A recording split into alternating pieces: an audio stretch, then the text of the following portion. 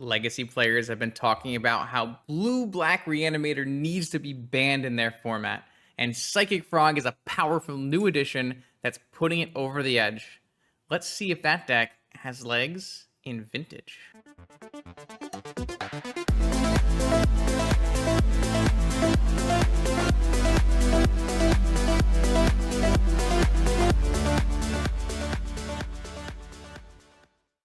Welcome back, Vintage gamers, to a Modern Horizons 3 Vintage Challenge, where I am going to play what I think is the strongest card for Vintage in Modern Horizons 3. It is not Vexing Bauble. It is, in fact, the Psychic Frog. Vexing Bauble is clearly good. It's seeing play. It definitely has its highs and lows. But the card that has impressed me the most in the last few weekends, including at NYSC, is Psychic Frog. This is seeing play in a variety of different Luris shells, but we're going to try something a little bit different today. So Psychic Frog, a riff on Psychotog, is a blue-black 1/2, dealing combat damage to a player or a planeswalker, draws a card. You can discard to give permanent 1/1 counters to it, and you can exile 3 cards from the graveyard to have it fly. This makes it a pretty reliable card draw engine that can be a threat by discarding bad cards and can almost always get in by exiling cards from your graveyard. Yeah, it seems like the most basic home for this is going to be in Blue-Black Luris. There is some tension in Blue-Black Luris because Blue-Black Luris contains 9 colorless lands and a bunch of off-color Moxen, which make this thing hard to cast early. But it's not exactly a card you need to cast early in the game. If you control your opponent for a few turns and cast this on turn 5 as the Luris deck, it's totally acceptable. Like, it's very similar to a Luris Bauble Loop, that kind of thing. So I'm going to play it in a almost Legacy-like shell today. This is a version of Rescaminator, Blue-Black Reanimator, that is currently dominating Legacy from what I've been told. Main Grief Reanimate scam package here with Troll. We have a small Entomb package for just one Atraxa, so that we have that, go big option. Reanimating Atraxa is extremely good in Vintage. It's going to beat a lot of decks as it is. And then we have a very large pile of blue forces because we're trying to play more of like a protect the frog style where we, draw a bunch of cards and counter a bunch of our opponent's spells and eventually win that way. I just took Dan's latest list because Dan's been playing leagues and working on it. There's definitely some room here to fine tune. It's a little bit different from Legacy because Legacy has 4 Brainstorm, 4 Ponder. And 4 Days, and things get a little different, but you need to have room to fit the powerful blue restricted cards, and you need to be able to have like more lands in Vintage because you get wastelanded so much, and it really matters that we have blue and black lands. So there's some things going on here, and we're just going to play it through a challenge. I think that definitely has the power level requisite to win a challenge, but we'll have to see how it goes today. And like I said, I have high hopes for Frog in Vintage. This card is perfect. It pitches to blue and black forces and griefs, and it draws cards, and it's huge, and it flies, and it's just a really sweet one. So I will see you in round 1. Are you interested in weekly Vintage metagame recommendations? Do you want to see your deck list played on my channel? Or maybe you are just looking for the best way to support my Vintage content? Make sure you check out the Patreon link in the description below. Let's battle. All right, round 1, Vintage Challenge up against ADM. ADM is one of the people who has the most matches played in Vintage Challenges since the data collection began. ADM likes to experiment with various styles of Workshop, sometimes splashing white for Stony Silence and things like that. This hand does not have mana. Mulligan. This hand has mana, and it has turn 1 Entomb Reanimate against Workshops. So I'm going to keep. I'm actually going to keep this Force because it's going to give me more chances to have Force after I put the Atraxa in play. And I don't feel like I'm going to need the land anyways. Obviously, this is one of our most powerful starts. Obviously, we don't have Force backup, but if our opponent is on Chomps, that doesn't end up mattering too much. I'm going to get an Underground Sea.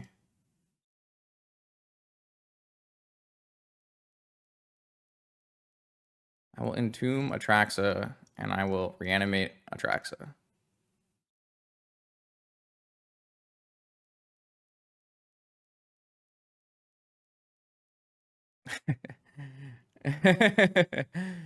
Yeah. This deck isn't really built to be like a turbo reanimator all in on the graveyard. You can definitely trim lots of graveyard based stuff.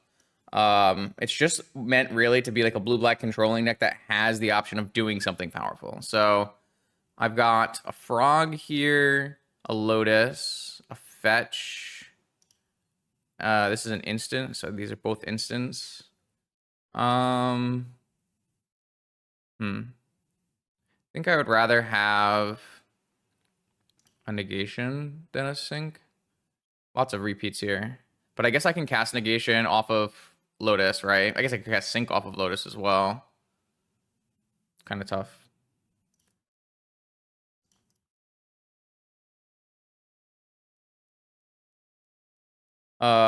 We probably won't be boarding out reanimate. I would say we are trimming entombs down to 1. Reanimate is just generically good with grief, and it's good against your opponent's creatures and that kind of thing. So probably not trimming. We might trim some, but I can't imagine we'd ever board out the full thing, but we're definitely going to trim if people are bringing in like ley lines and that kind of stuff. Oh yeah, I mean, having Mox Jet and Tomb Reanimate is very much a high roll.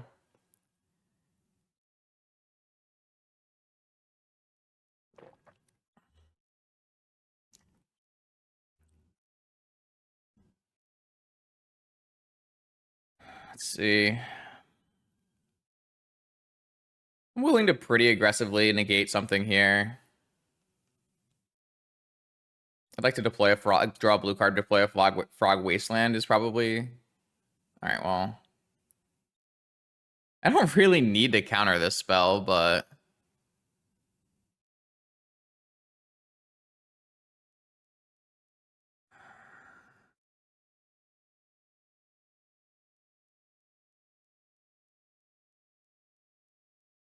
I'm just going to let this... Well, I can't wasteland and play a frog if I let this resolve. It probably doesn't matter in the end. I'm trying to concede... I'm just going to let this resolve. I don't really care about this card.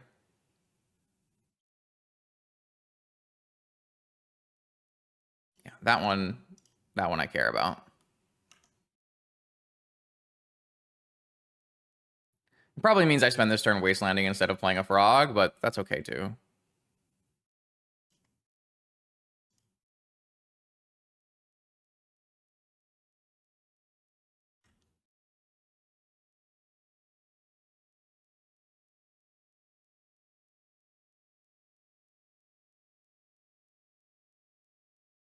It definitely felt like there was a follow-up to the Null Rod. Strip mine. I mean, strip mining my Underground Sea when there's an Atraxa in play is certainly something. Looks like we won't need the frog very much when we have the old Phyrexian Praetor.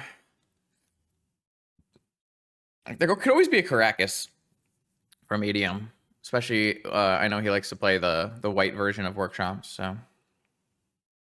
All right. I don't really feel like Null Rod will be good, but I do feel like Energy Flux will be a high impact card. Hercules will be a high impact card. I'd have to consider maybe playing Removal. Let me just see what the last version of their deck looks like. The problem is Decklists haven't been up on Magic Online for a little while. Yeah, there's like Phyrexian Dragon Engines and Patchwork Automatons and Revokers and stuff. Energy Flux is great, for sure.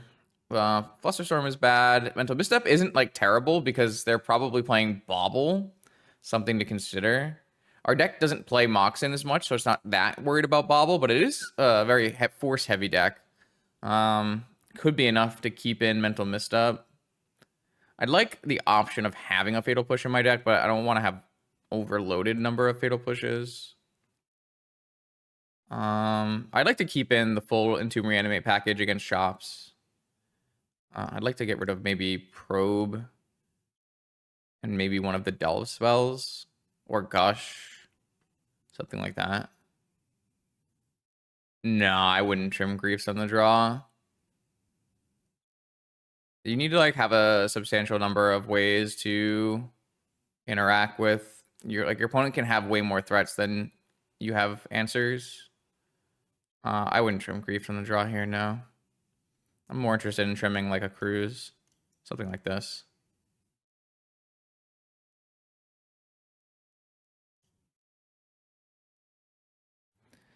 We have Entomb. Not exactly a great, but we do have an Energy Flux. I'm worried about like making it to Energy Flux without having a Force or having a Reanimate. Oh, sorry, or having a Grief. But we do have like infinite mana, so maybe it's still worth it.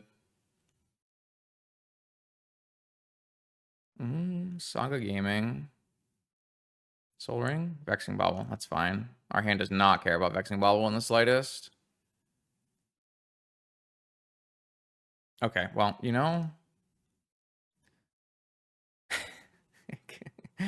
Do I deserve this? I don't know. Maybe. Too funny. Ancient Tomb would be pretty reasonable here. Wasteland.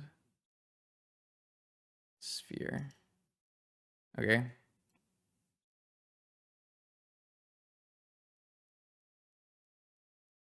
Probably gonna just fetch up both basics here. Oh. No. Let's wait on that for a second. Seems like a nice little strip mine draw. Oh wait. I can play my Sapphire. I just F3 through it because of Sphere Bobble. I should definitely have fetched a basic and played Sapphire there. That was my mistake. I just like I'm definitely waking up still, but yeah. Cage. Okay, well, that's fine. We definitely want this Sapphire in play, so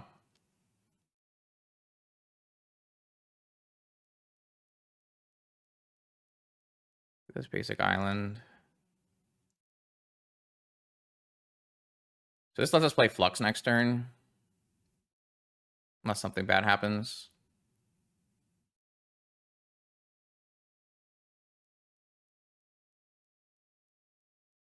Probably worth entombing end of turn as well, just because it's a good use of our mana. Yeah, not a combination. I know that there's like a lot of Golos lists right now, top 8ing events with both of these cards in it, but they definitely don't really have, they do have negative synergy here.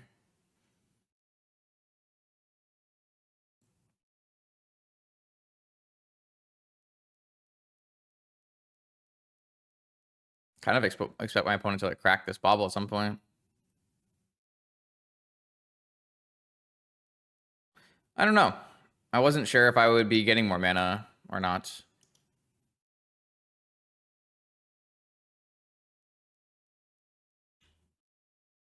There are definitely optimizations in this game. I haven't played this game very well at all. Still kind of on the up and up here.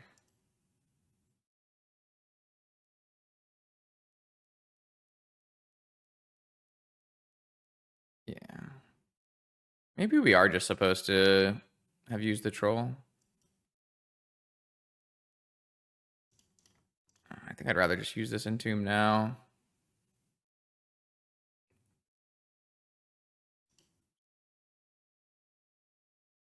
I mean, this is a back-breaking energy flux, so...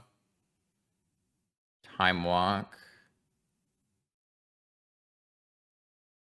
I guess there's not a convincing reason not. I mean, Time Walk is better when we get the frog in play. That's the reason, right? Better to just put this flux down, open up this board.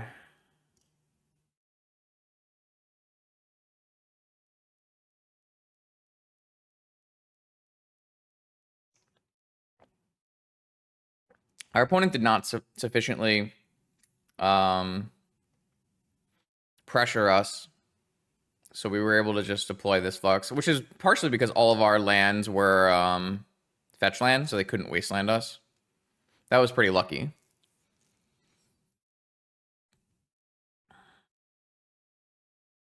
Though, I guess I can use this Sapphire to cycle with Troll, right? Because I'm going to lose the Sapphire to Flux anyways. If they lose their Sphere, there's a chance that next turn we can go Frog Time Walk. Yeah, I mean we're just dominating this game. Oh, they're gonna keep Cage in play. That's fine. I don't care. I mean, it looks like I care, right? I entombed an Atraxa, but I don't even have a reanimate, so.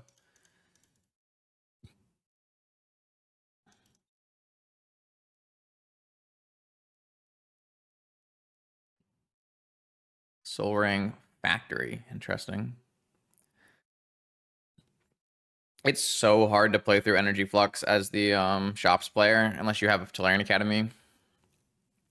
It's just a pain. It's a huge pain. New Vexing Bauble, sure. I don't know. Vexing Bauble. That's just a card. Oh, I guess they're gonna name Sapphire, right? So I won't be able to use it. Yeah, that's fine. Sad because unless I draw a land now, I am punished for not cycling my troll earlier in the game. Definitely punished. Never punished.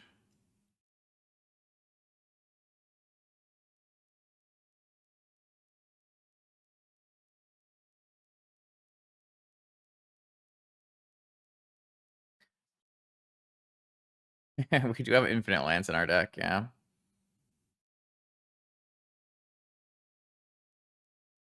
And Wasteland. Good gosh. Um.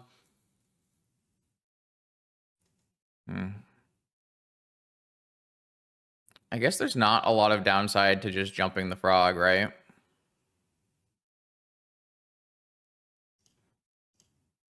Like we could draw one of our last delve spell, but I'm probably gonna pitch the Entomb. There's really no use for another Entomb at this point.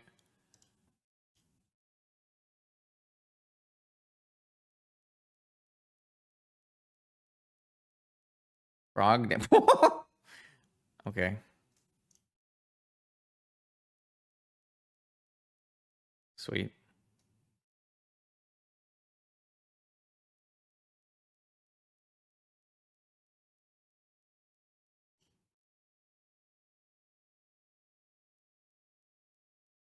Do we have any other recursion? Like, we don't care about spells in our yard, right? We have no Snapcaster, no Yogg-Will. Just Atraxa is the only card we need to keep in our yard.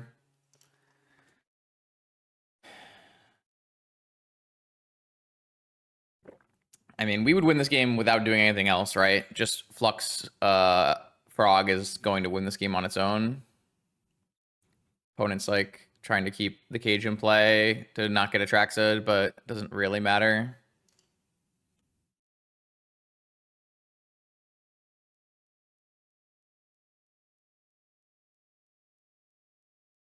Coast Quarter. Well, we are out of basics, but does not solve the current issue for the opponent here.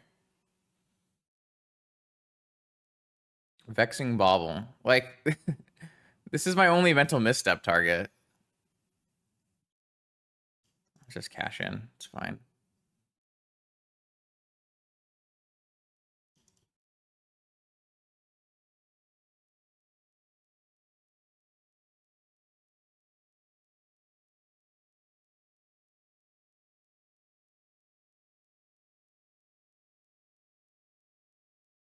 Yeah. Yeah. Um, gosh, and grief, I guess. I don't know. Slasher has moved on to the world of poker.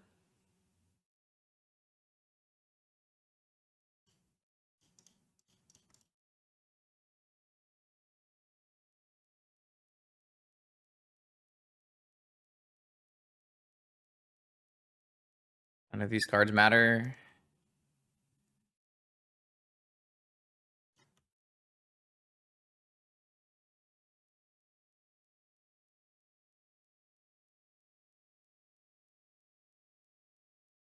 I guess I could have used that jet to cycle the troll. Oh, look, a reanimate as well.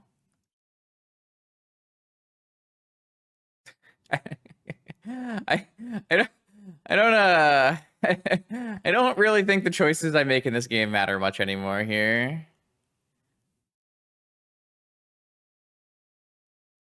I'm gonna get an Atraxa as well.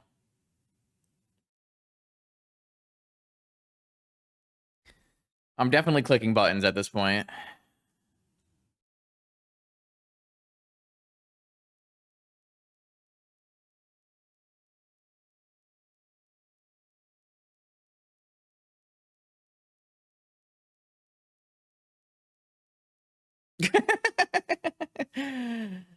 Sorry to my shop's opponent. I have played the blue spells.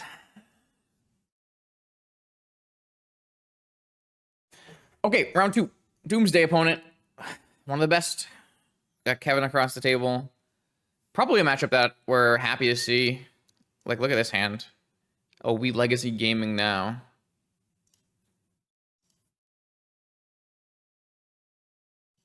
Oh, yeah. I mean, Kevin's also a Golos expert. That would also be an okay matchup for us here, so. All right. Grief pitching troll.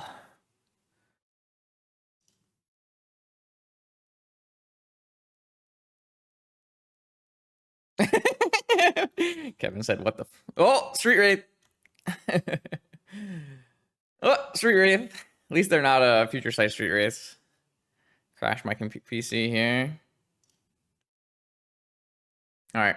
What's your 7-card Doomsday hand? Ancestral Recall, Treasure Cruise, Dark Ritual, Jet, Flusterstorm. So we just take Ancestral Cruise and leave him with Jet, Ritual, Flusterstorm. It's pretty bad if they draw Doomsday, but I don't think we're really stopped. Like, it's much better to take Ancestral and Cruise than to take this Dark Ritual. They can play turn 2 Doomsday anyways. All right, whatever. I'm gonna take Ancestral Recall.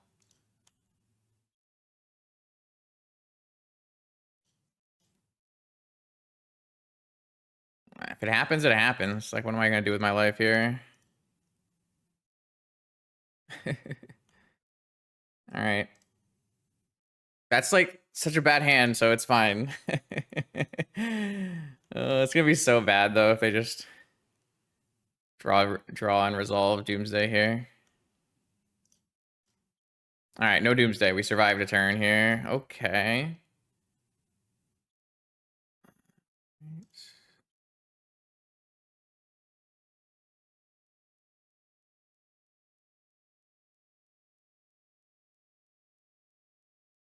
I can't like use my. I mean, that's got to be a good one. I guess it gets Flusterstorm, but that would be good for us. So we just hope we don't die before then. Also, we're clocking pretty fast with this grief because they use 2 Street Wraiths.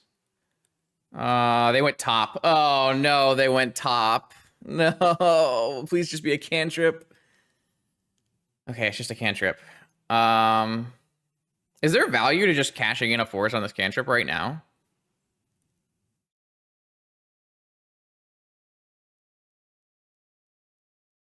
Is that like enough? We know their hand is Flusterstorm, Dark Ritual, Underground Sea. But we think we're gonna get the Flusterstorm with the Demonic Tutor, right? Well, I think our Flusterstorm is always. I think our Demonic Tutor is always getting Flusterstormed. Oh, they just used the wrong land. That's good for us. They went bottom. I mean, I'm not saying it's the wrong land. It might be correct for them to fetch or something, but it's a land we didn't know about is what I'm trying to say.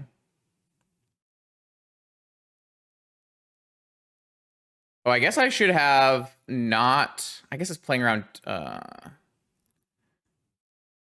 I could have gotten a dark. Sorry, I could have gotten a wasteland if I want. I probably would never get a wasteland here, anyways.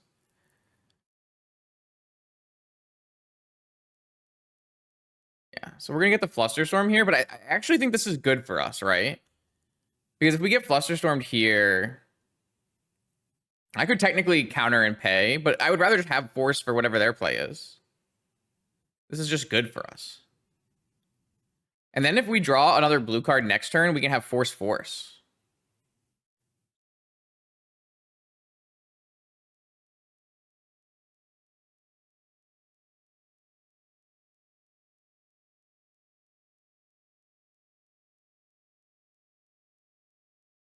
They're at 7.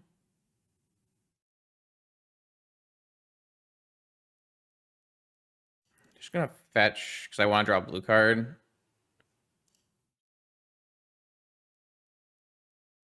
Sweet. That's a good one. Looks good.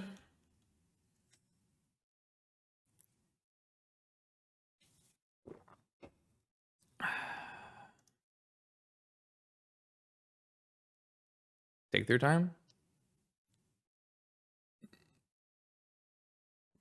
Gosh. I feel like I'm not supposed to counter it if it's not going to win the game.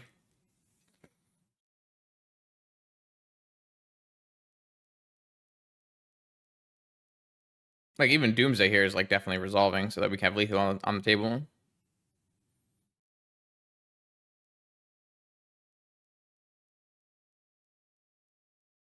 The biggest concern is Oracle console, but we have mental misstep, so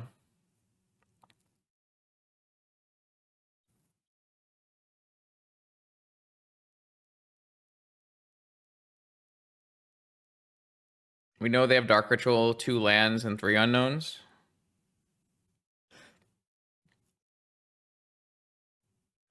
Because they had an Underground Sea before. Gushing. They're doing something.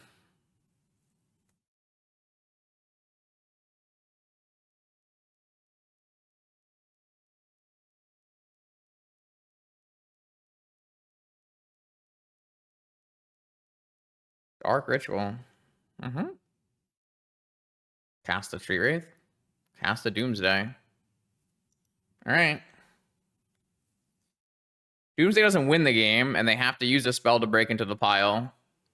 So, pretty sure this Doomsday always resolves, and then from there, we have to counter their draw spell. They still have at least a land and 3 unknowns in hand, and we have double counter, so... And they can't use Street Wraith, because they'll be at 2.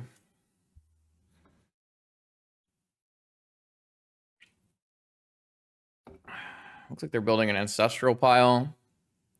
It's also pretty good for us. But they could easily have Luster Force, maybe. We beat Shops in round 1.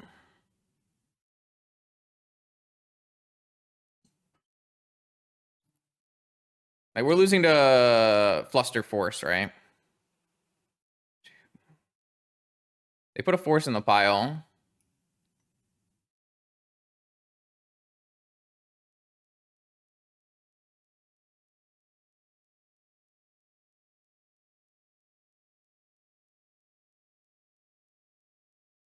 Demonic Tutor.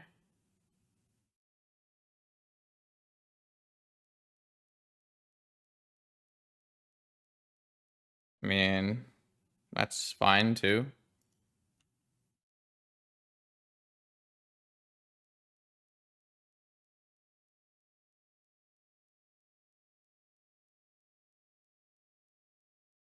Okay.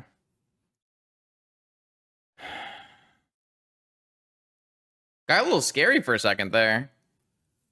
We have another dress down, and that's about it. We're already basically pre-boarded for the matchup. We could take out the basic island. And then just play a dress down and resubmit. Yeah. I don't feel like we need a null rod. And none of our cards are bad, right?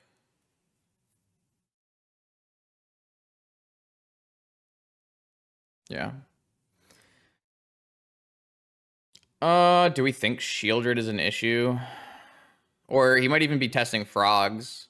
Maybe we should play 1 push. What would we take out for a push? A swamp? Can we get rid of both basics, or is that too much?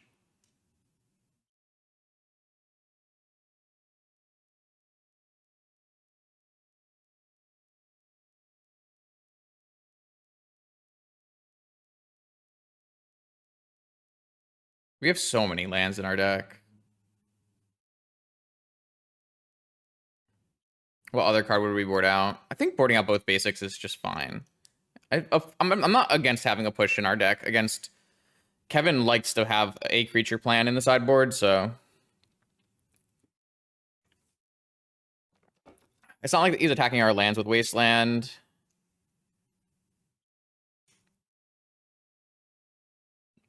We still have plenty of lands in our deck. 18 plus Sync plus Trolls. Like, still pretty high. Try this. We really legacied them there, though. We hit them with the scam package. Pretty hard to come back from take your 2 best cards out of your hand. It's more that, like, decks in Vintage are built to play more lands and basics because of Wasteland is so broken. You're always playing a deck in Vintage that has 1 or 2 more lands than it needs because the format is completely dominated by Wasteland. So I need to draw a Frog to get this Attracts out of my hand. But I have a Wasteland and a Spell Pierce and a Force, so...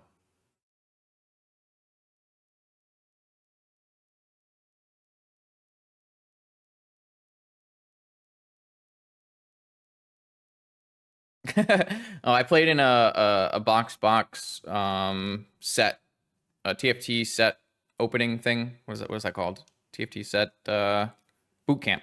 TFT box boot camp, and I did pretty well in it, so that was the prize.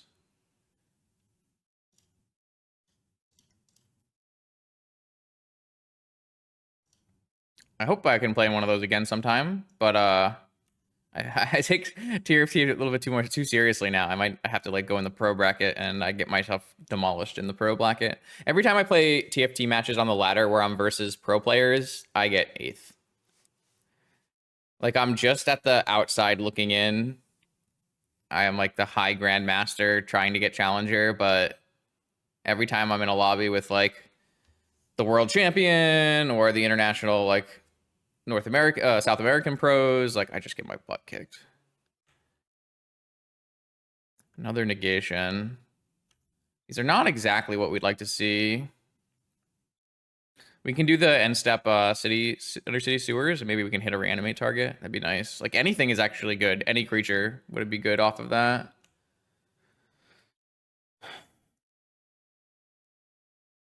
We just need to start putting pressure on our opponent. We can't let them sit here and just cast cantrips the whole game. Did not shuffle. All right, Undercity Sewers. This card has been very impressive for being Doomsday. Oh, what about this one, chat? Third negation. I mean, seems like it's a keep, right?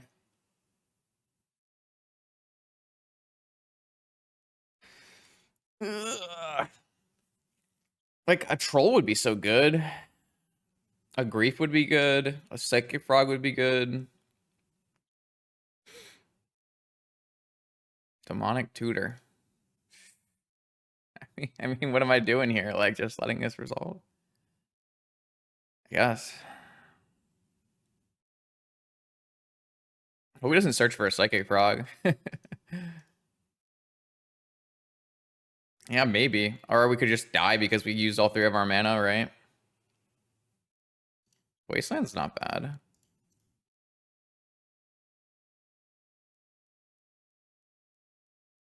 I mean, I could totally get behind negating a tutor there. Is this Gush? Brutal.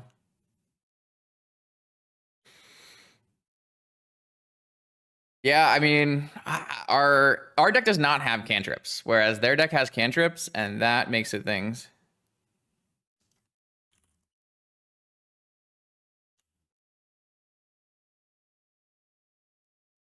They're gonna dig through time as well. I guess it's like a decent spell pierce cash in.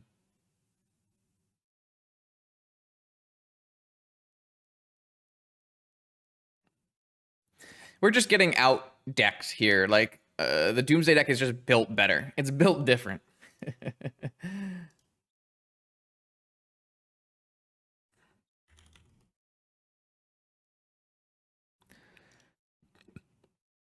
Yeah, we need a street wraith. So true. So true.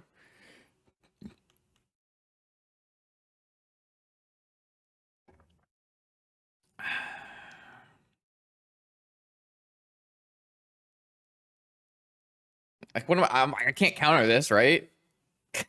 What am I supposed to do? It's impossible. We're just so far behind. We're like 12 cards behind. Yeah, if we don't have a clock, we can't. We're just never going to win because their whole deck is cantrips. This is why Doomsday is the best deck in the format, because it's a powerful turn oneable combo deck that also is the best deck at grinding in the format and also at the best deck of being a control deck in the format. It's just the best deck, which is why I'm playing it recently.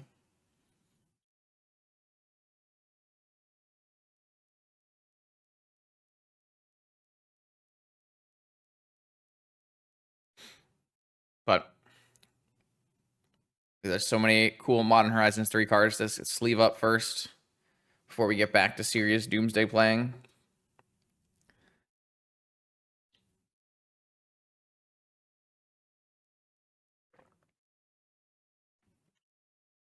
I also remember Kevin was pretty vocal about not cycling Street Wraiths into the Reanimate deck, so feels like we won't get our free creature that way.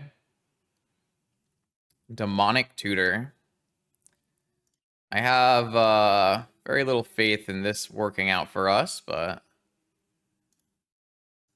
a guy can try. What are we even getting? Did Doomsday get new tools? Not really. It's just still good. I mean, if we grief, what are we doing? Pitching Atraxa?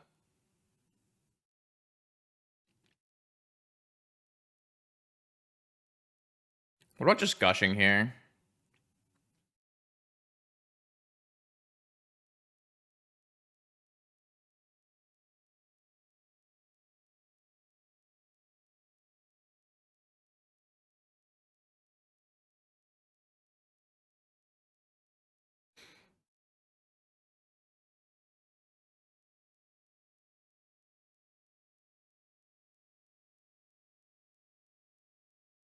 Oh, we found our frog, but we are gonna die. We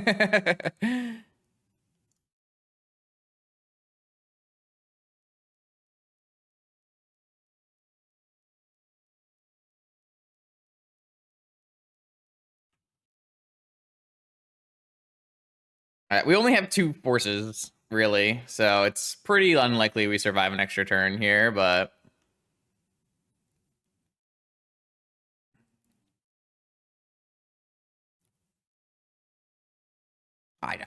I'm just, like, they have a time walk banked here. we're so dead. We've never been more dead. Oh, jeez. Topped, Street Wraith.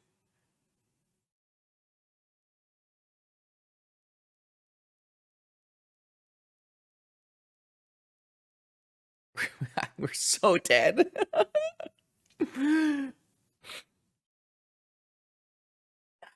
It's okay. It wasn't like our hand was a mulligan, but we did need to draw a frog instead of the cards we drew. If anything, I regret not bottoming the negation. He's drawn so many cards, he's just pitching to hand size. There's absolutely no chance.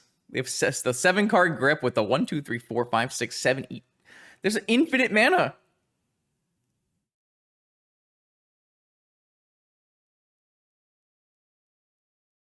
I mean, I have to counter it because there could be like 12 ways to break into the pile, right?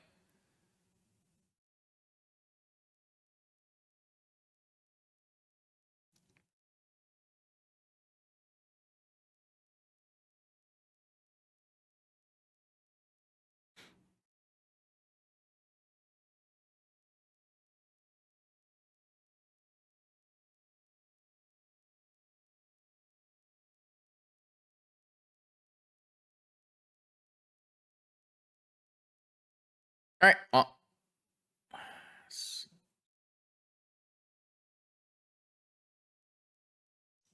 like I said, everything that happened in this game was pretty straightforward. Our opponent spent the whole game casting cantrips. We spent the whole game doing nothing, and we lost. I'm gonna wait just so that we can see if he boarded in creatures.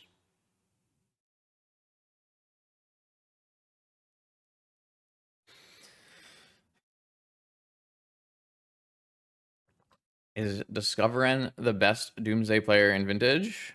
Probably.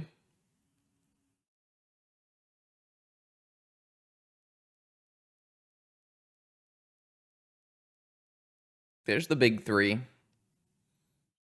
Kevin and DM and Discovering.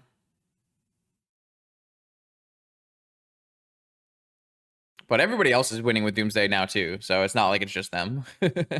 Like Andreas has like multiple back-to-back Doomsday top eights. I have a Doomsday top eight. Like, uh, the deck is the deck. So there is a Shieldred. Dress down, time walk pile. Okay.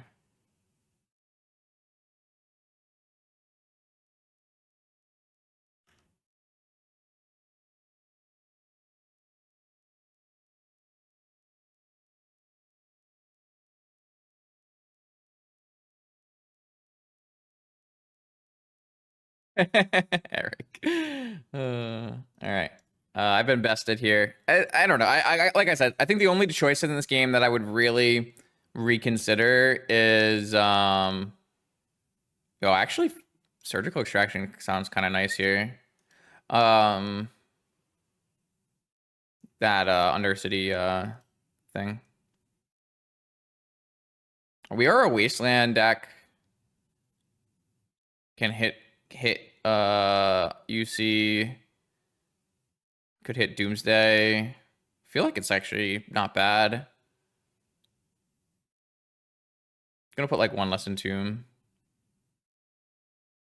Seems okay. Oh, it's definitely not as good as it used to be, for sure. That's definitely a hand of Magic the Gathering cards. What the what am I looking at?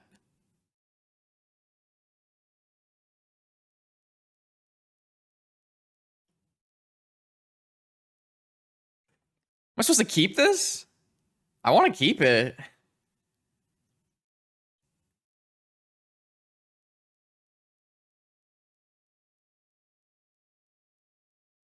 I don't know. It's probably supposed to be a mulligan, but I hate it. I hate it. I hate it so much. Uh,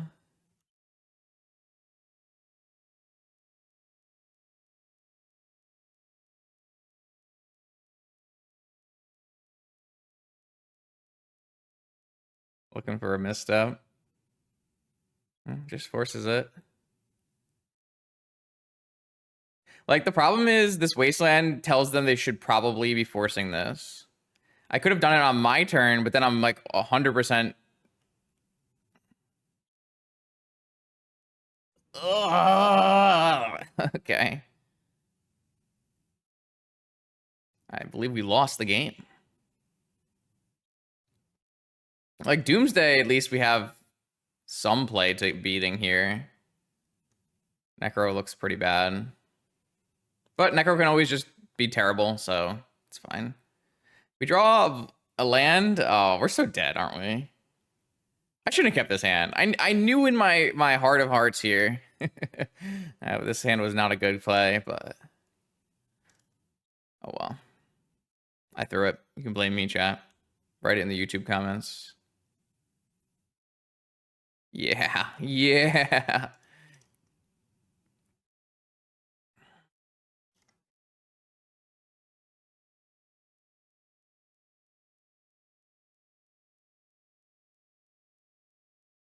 What if we draw a Black Lotus, though? Oh, come on, Jet. Jet's so good here. Jeez.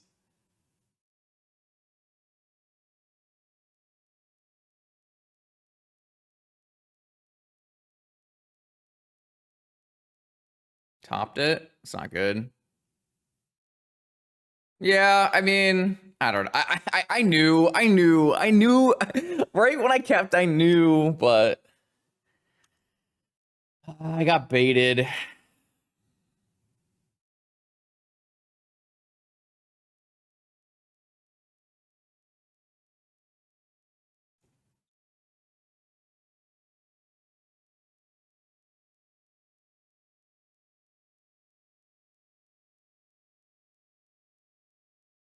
It is. It's my fault.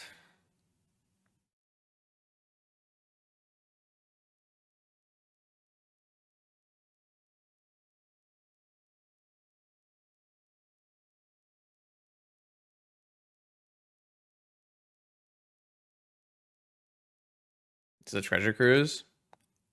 That's not good. Oh, ancestral. Okay.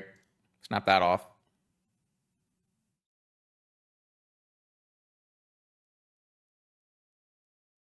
I mean, their Necro might just not win. It's possible.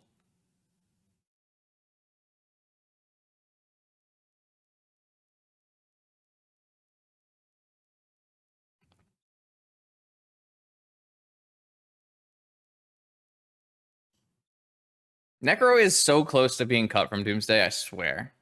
I don't like cutting it because it does provide you with like an alternative way to play the game, which is really nice. But the card itself is, I don't know. It's not it. Grief?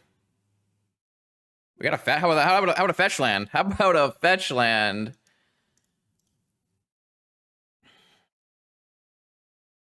What are we playing? DT for grief? Is that the best line?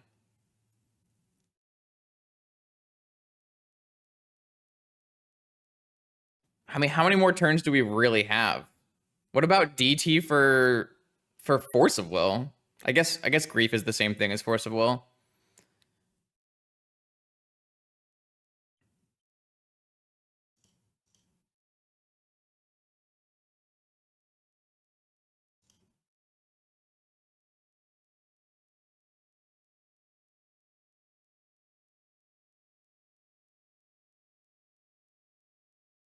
You want to tutor extract dark ritual? That's a pretty funny line.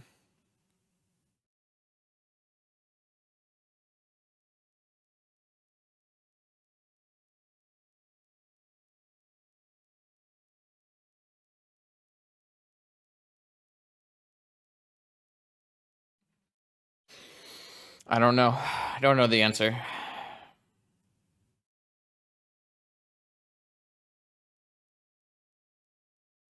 This mock shot's really annoying.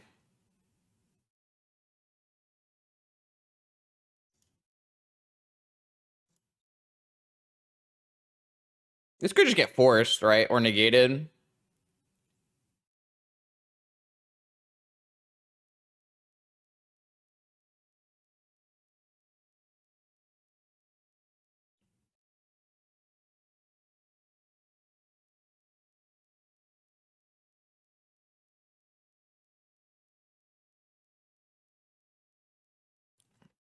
They almost assuredly have a force. I guess they've used two forces already.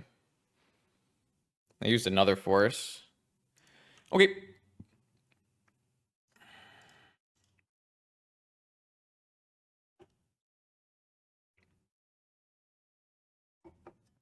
Another UC.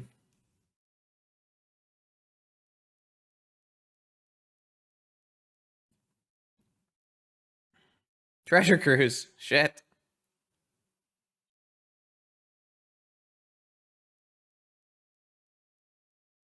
Another Necro activation. Yeah, I mean, I think our best card is Grief off the top. So we can Grief them and then play a Frog. 2. If we win this, we're so lucky, right?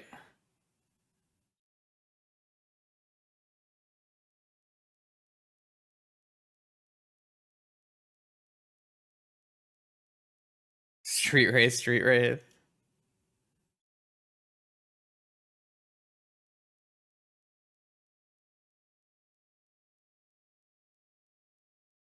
It's a troll. It's a troll.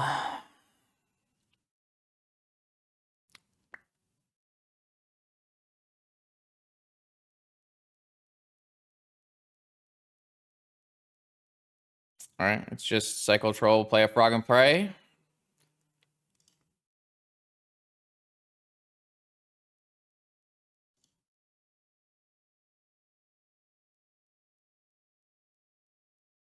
Guess we still get dazed.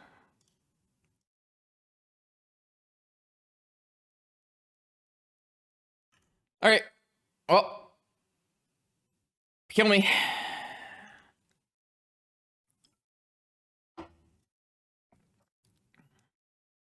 Wait, fetch? It's just console kill then? Sad. Sag.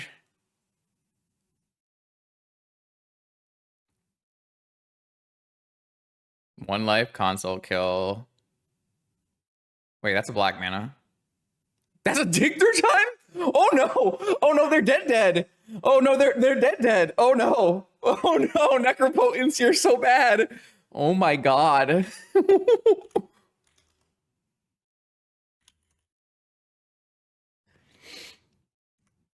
We were not punished for this shit keep. We just put, oh my, what?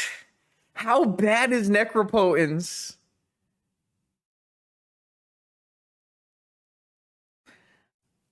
Kevin says it was the Wastelands that did it. Yeah. Wow. Couldn't find Ritual Lotus to string anything together. Oh, man. People have been asking me on YouTube comments, like, why is Necro Dominance not played in this deck? Well, why is Necropotence played in this deck? That's crazy. I mean, Wasteland, yeah, Wasteland's better than most things. Wasteland is so broken. It's crazy. All right, here we go. Round 3, Vintage Challenge 2-0 up against Sean. Sean is back. Sean has been playing Mana Drain, One Ring Control. Let's see what we got here. Some counter spells. Troll, a Wasteland, a Vamp. Not a bad time. Sapphire, Underground Sea, Hold Open, Mana Drain. Now do I hold this Wasteland for Saga? Probably. Also want to do something like Vamp or Troll. Blue. Lorien reveal.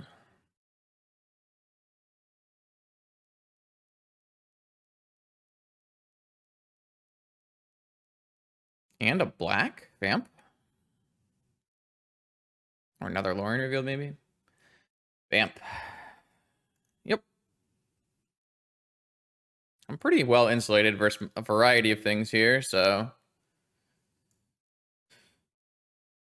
okay with my opponent taking the top card of their library away for a card. Like if it's an Ancestral, we've got backup here. If it's an Urza Saga, we have that covered. I'm probably not going to cycle a Troll because I don't think I want... So if my opponent goes Ancestral in response to cracking my land, I guess I should have... If they go Ancestral in response to cracking my land and I misstep it and then they Mana Drain, I still have a negation. So maybe it's just fine.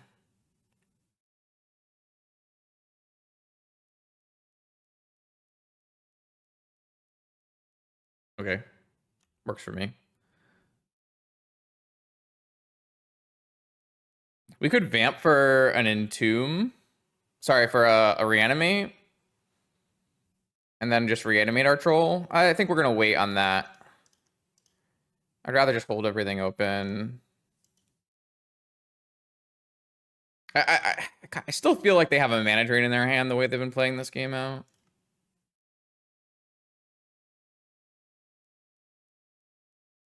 Black Lotus. Huh.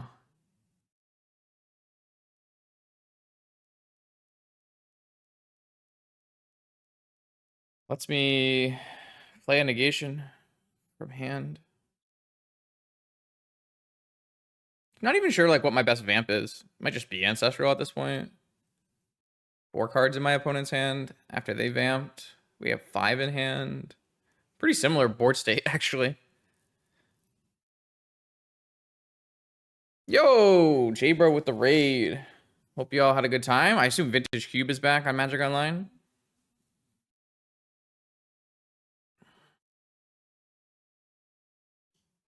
All right, I'm gonna vamp. What the hell am I vamping for? Wasteland's not even a bad vamp here either.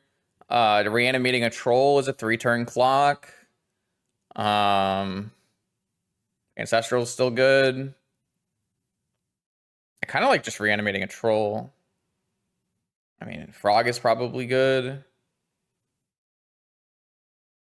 I like Wasteland, but our deck is really bad at drawing cards. So, like, if we Wasteland and then we don't draw any follow-ups, it's, like, really brutal as well. Grief with Fluster backup is certainly intriguing. I mean, they're gonna play Mana Drain on our Reanimate, right? Or Grief. I'm gonna go Reanimate just because I think 3-turn clock is appealing to me.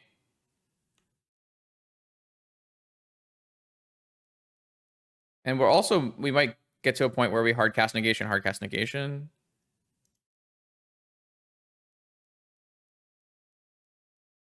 Okay. 3 turns with a troll, and I have force, fluster. Like, that's got to be good, right? Even if they have they hit workshop and play a ring, we have that pretty well covered. Jet.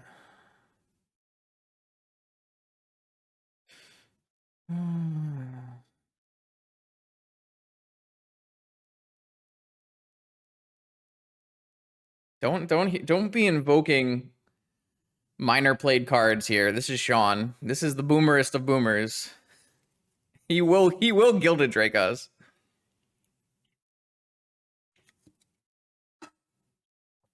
Chain of this is what I'm saying. Chain of Vapor on the jet. Yeah, sure.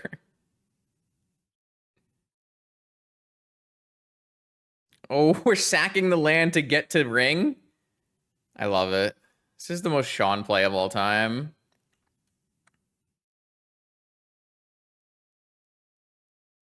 Oh no! Well, we do have that covered. Very funny.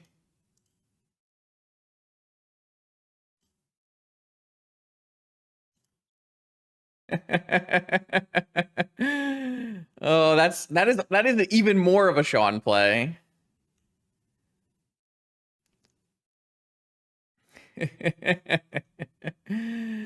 Oh God. Grief. 2 cards left in hand. Yeah, dress down Relic of Sauron. All right. I mean, it almost worked. If I didn't have the 1 Flusterstorm, that would have worked. That's a good reason not to reanimate Troll. Something I didn't consider, but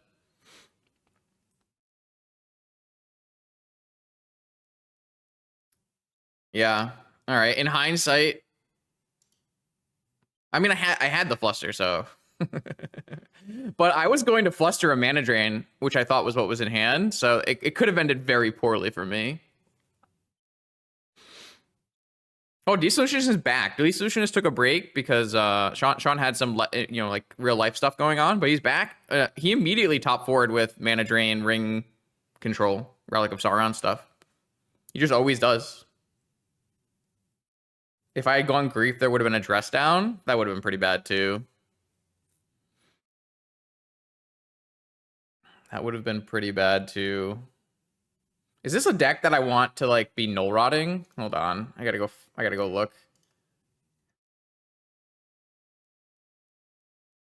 So my opponent plays this. I guess it is a null rotting deck because my opponent is basically a 1 ring deck. Their entire deck is built around 1 ring. We should at least have some amount of 3 Chain of Vapors. God bless. This is just the most Sean deck. It's beautiful. Workshop, 1 ring, Chain of Vapor, Mana Drain. Okay. I think we want at least a Null Rod and no Sagas, actually, in Sean's deck. Worth thinking about. So we don't really need dress down either. I'm gonna bring in like all the null rods.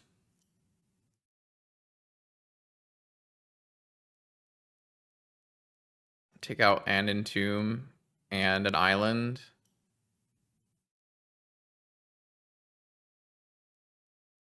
Maybe I'll just do the same thing I did last time where I just take out both of my basics and then the dead dress down.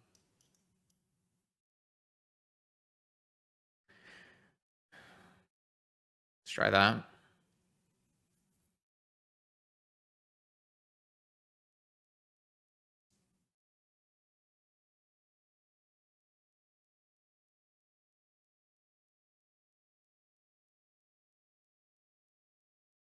Spain plays a turn 1 frog, but it's pretty bad besides that. It's not great. I guess I can get a null rod into a ring, maybe. Probably try keeping this, but there are definitely problems here. Soul ring into a ring. It's quite bad for me. Yeah.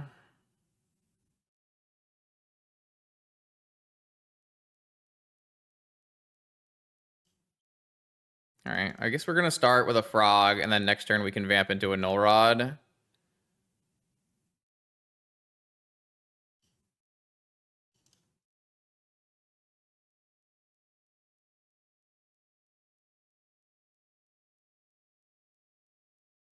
Oh, we are pretty far behind. Turn 1 ring off of Workshop Moxen is definitely one of the more powerful plays you can do in Vintage. Currently, the most 1 ring decks are going to try to go for like a combo kill after. Sean's going for a different direction with more controlling cards, which is totally reasonable given what the ring does.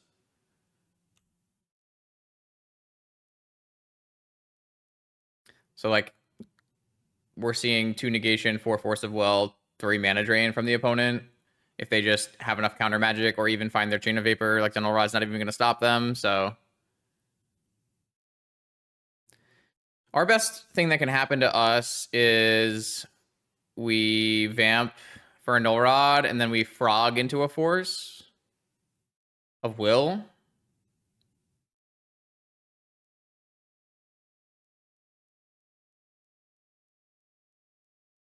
Which seems tough. I can't do vamp after I draw because I could always just get my frog chain of vapored, which would be a problem. I could always get my vamp flustered as well, so maybe that's a reason to wait for the frog draw. Yeah, maybe we will wait for the frog draw just because there's so many fluster storms on the other side. I just want to draw Force of Will here. Or Null Rod, that would work too. Gataxian Probe. I guess we can do that.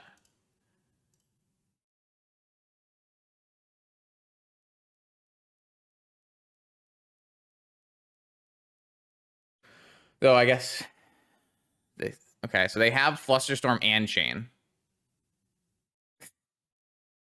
We're not really beating that, are we?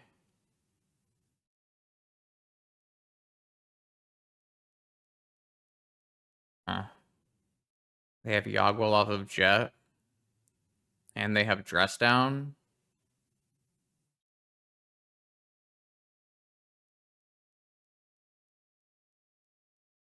So for this to have worked, I would have needed to vamp on my upkeep for Null Rod, have him not Flusterstorm it, have him Chain of Vapor my Frog, and then... Man, this is just not going to work.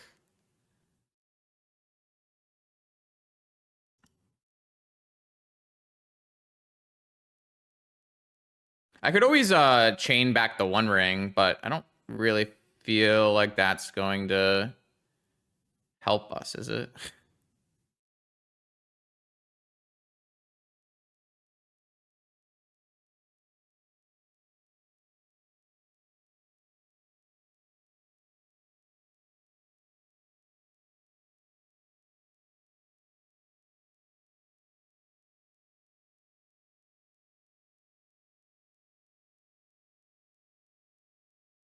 All right. Well, we got trigger on the stack, so at least apply some pressure here.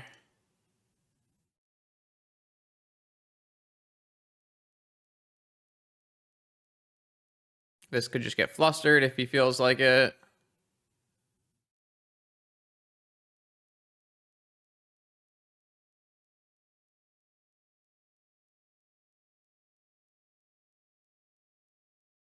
I can technically dig through time if this gets flustered, but I'm not sure that's actually good. Could like pitch both trolls or something, and it just doesn't sound good to me. I mean, I don't really know how we're winning this game, to be perfectly honest. Probably just not.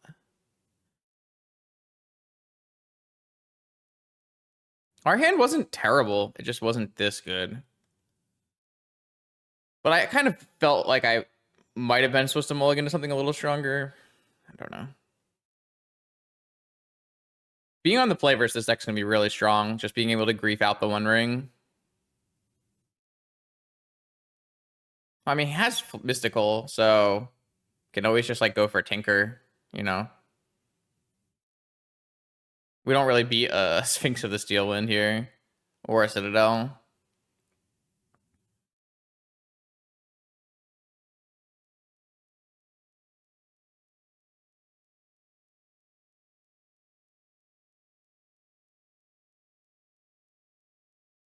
This is probably the most important spot of the game. So it makes sense to tank over this. The problem is, I'm just still losing if I get a Null Rod, resolve a Null Rod, and then end of turn gets chained, right? Alright, it just looks like Flusterstorm's happening. Can't really do anything about that. So I'm just going to let this get flustered. I'll draw a random card. Hopefully we draw a Null Rod off the top anyways.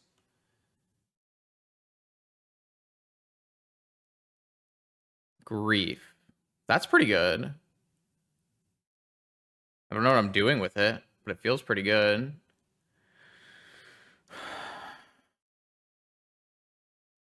What do I do with this? Do I just like take their mystical so they don't have like tons of good plays, or do I take their change that we can try to find something? I'm gonna go grief, and then I'm gonna go cycle troll and cast dig. What a wild game.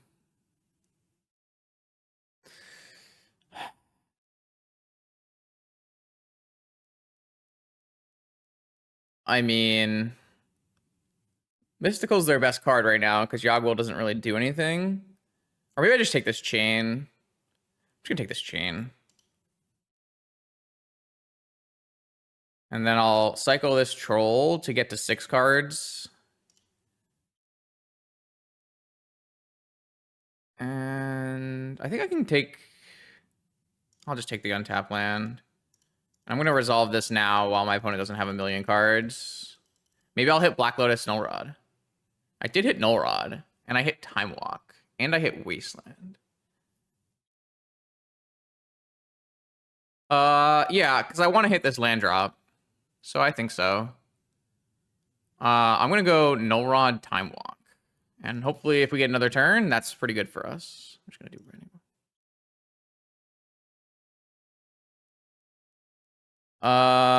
Could have let grief die before letting the discard trigger to dig in response. I don't really know if that would have like changed anything though. Maybe.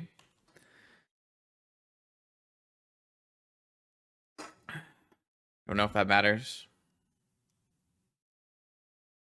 Like if my goal is to play a Null Rod in this game, I want an additional land off of my my guy instead of. So we're gonna activate Ring in the upkeep to see what we draw, so we have a better chance of mysticaling. Like if Sean hits a draw 3 here, it hits on a blue land, then we can go Mystical Tinker. I'm not really beating Mystical Tinker. Maybe I should have just taken Mystical then. I wanted to take Mystical, but I thought Chain was like the most disruptive thing to our game plan. Like there's a world where... Maybe I feel dumb here. It's tough, because I think both Chain and Mystical are really hard for us to beat. But I guess Mystical into blue land is even harder for us to beat. Wait, Mystical for Demonic. Okay, so it's just this is just a tendrils kill from this spot. So mystical for demonic, demonic for, well, I mean, if you hit Tolarian Academy, yeah, I'm never gonna beat Tolarian Academy. Demonic for Lotus, Lotus Yogwill, Lotus demonic tendrils. Yeah, I'm just dead to tendrils here. Okay, yeah, okay, maybe I just should have taken mystical then. My bad. I was not thinking we were dead to demonic Lotus. That did not cross my mind, so that's on me. It's just really hard for us to win this game if they have a chain, right? Like if they have a chain, then none of our plans work. So like chain felt like the best way that I could win the game, but I definitely didn't consider this stuff.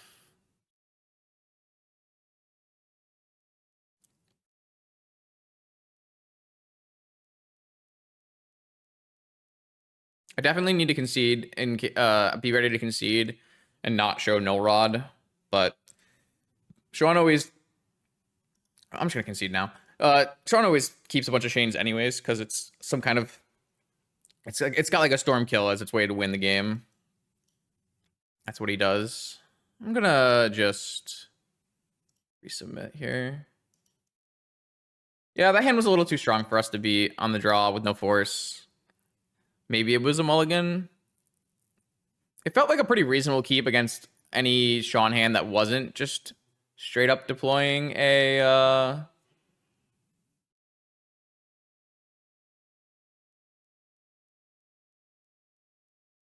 ring on turn one.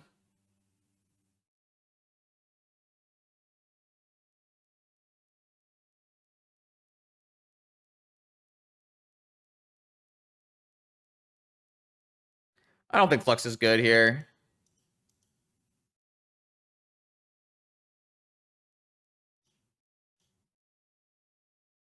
Like their deck, I don't think it matters. Like I don't think Flux matters here. Doesn't look like it's that good.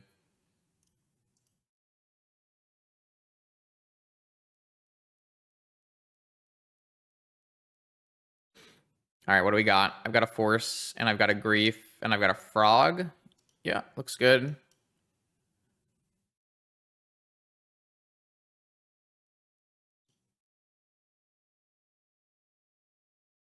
Nice legacy hand.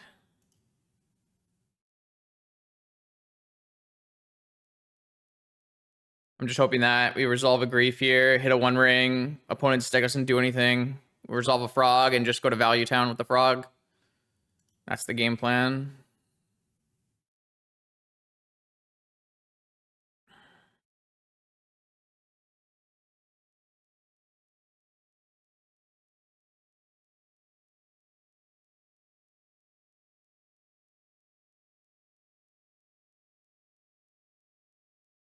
I think Frog is the best Modern Horizons 3 card, so I think Frog and then Sink into Stupor, and then I guess after that Bobble.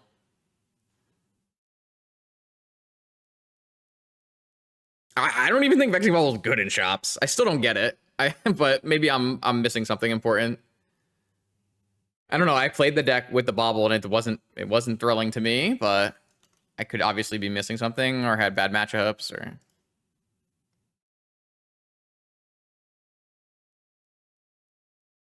Yep, look at that.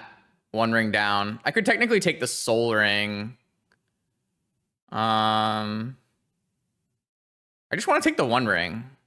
I don't really feel like the Soul Ring does anything else in the deck. I guess if they draw Tinker, it looks silly. But I don't know. I'm just gonna take the one ring. I probably should have played Delta first.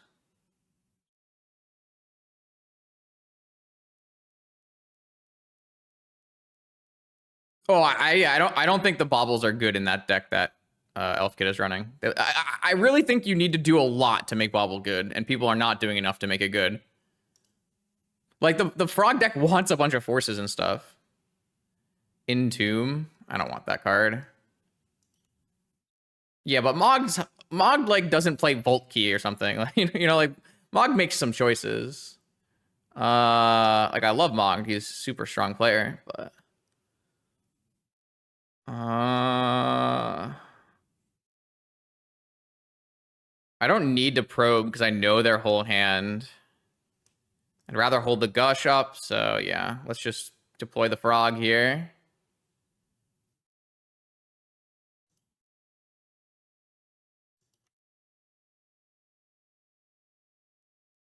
All right, frog is in there. Opponent has fluster chain, 2 unknowns. Drew a force? Or should I drew a ring? Drew a second ring. Sick. Doesn't have backup for it though, so sweet. I think we should just gush.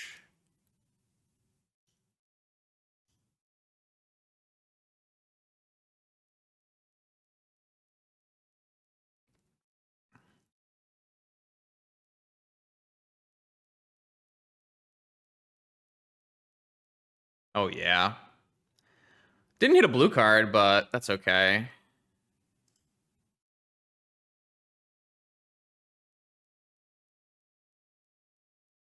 Maybe the frog will draw us a blue card.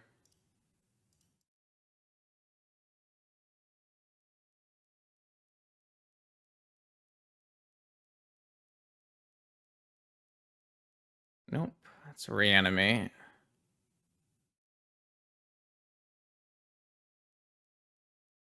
Yeah, I just gotta use my floating mana, right?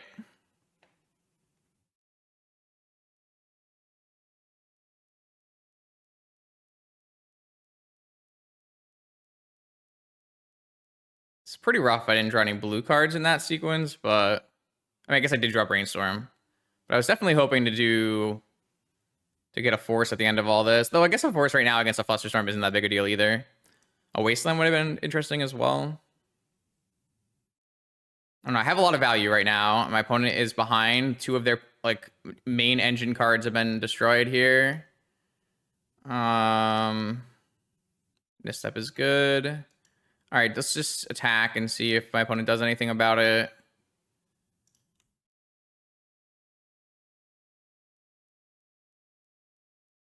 I almost like just reanimating Grief and then misstepping part of the Flusterstorm.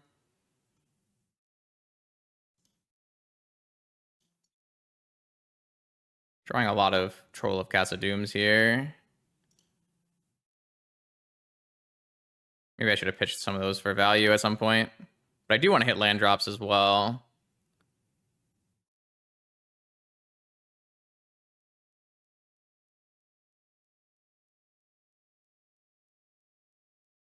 I gotta be careful not to get randomly tendrils again, though probably hard. Chain on our null rod. Oh, okay. No, Sean's a very strong player. Okay, so they're doing this because they have chain back, or they have Flusterstorm backup, and we can't replay. But that's fine.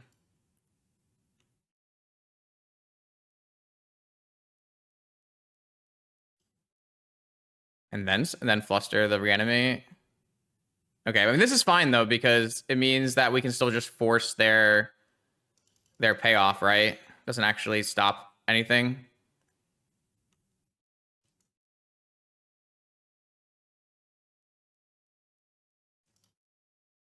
We just kind of bulldozed our way through that. Just gonna get the untapped land. Not gonna play this in case I find a wasteland off of my frog. This frog is so strong. Look at this little guy. Look at him. Look at him sideways. Oh. I guess we'll play out our fetch so that we can do a Undercity Sewers at the end. Or do I want to just have mana and cycle? That might be better.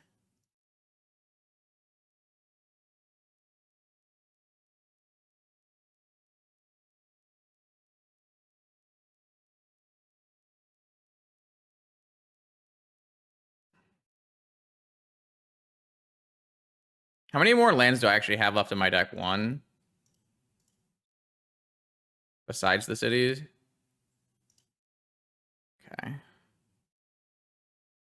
But I want to be able to hold up like hard cast negation. Ah, I got instantly punished. I guess I can just throw it to the frog, huh?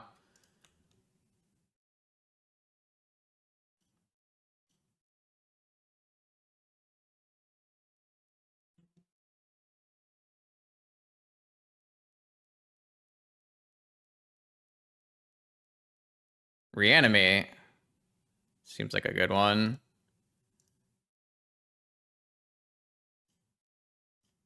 Just gonna reanimate the grief.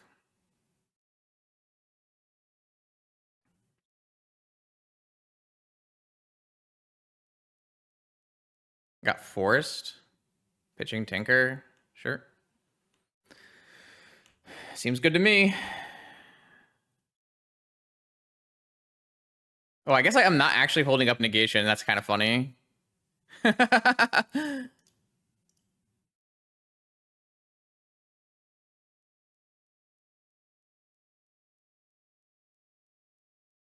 Oh, yeah. Top that one.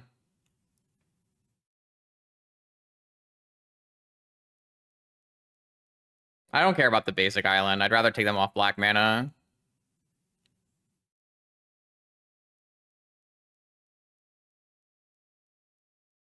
Get in there, Froggo.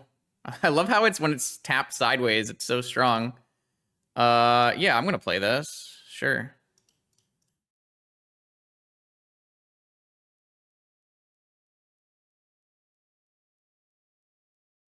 Okay, Lorien revealed for another Underground Sea. No problem.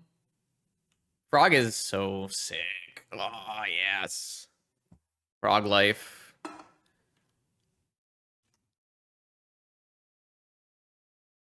Oh, I guess I shouldn't have played that pre-combat because I could draw a Wasteland, right? My bad. That was wrong.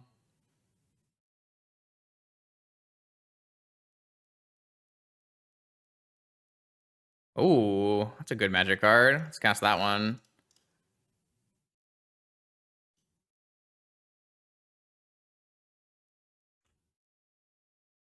Grief.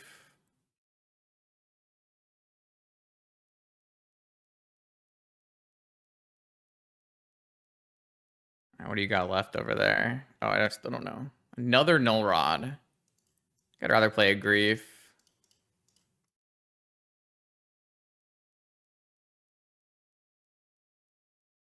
Yogwill Citadel. All right, I will take your Yogwill.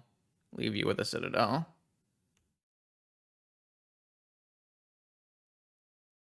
I can discard 3 cards and win next turn.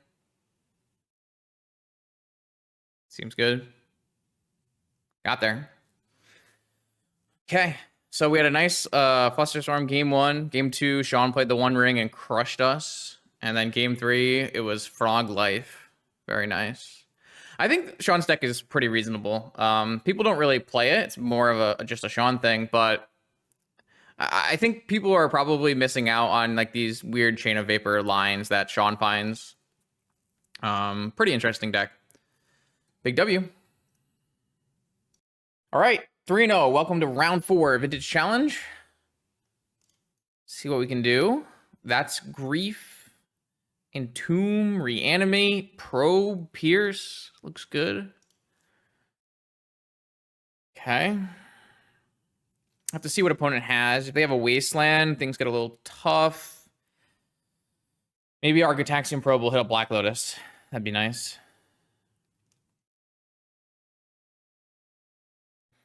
Depending on what deck my opponent's on, we could go for a slower Entomb Reanimate.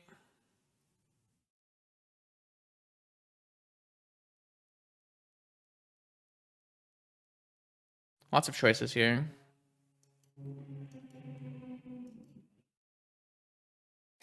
If my opponent is on Bug, it's going to be tough because Pierce is not that good, and then Island is not casting the spells that matter.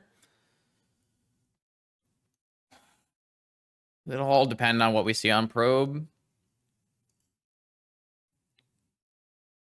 This is definitely a kind of an awkward hand. Okay, here we go. 7 cards versus 7 cards. Let me see your 7 cards for free.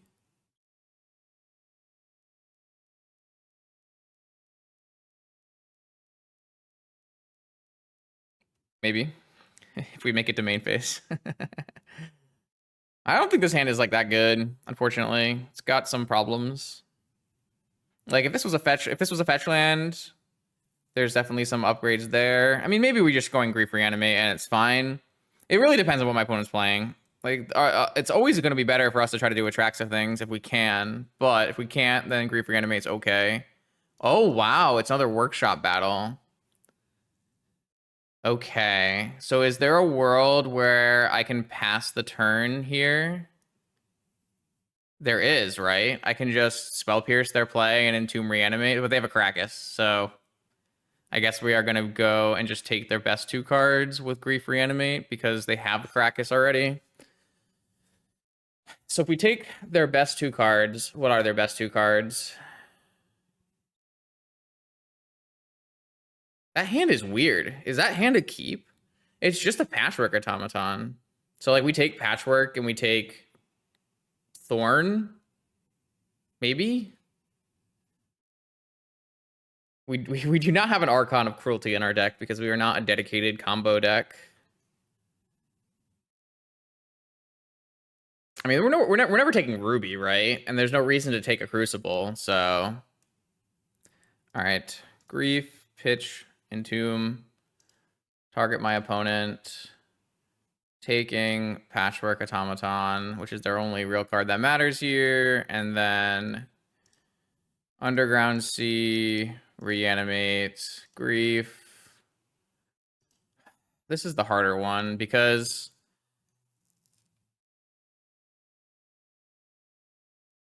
I guess it's just Thorn, right? It's the more annoying card.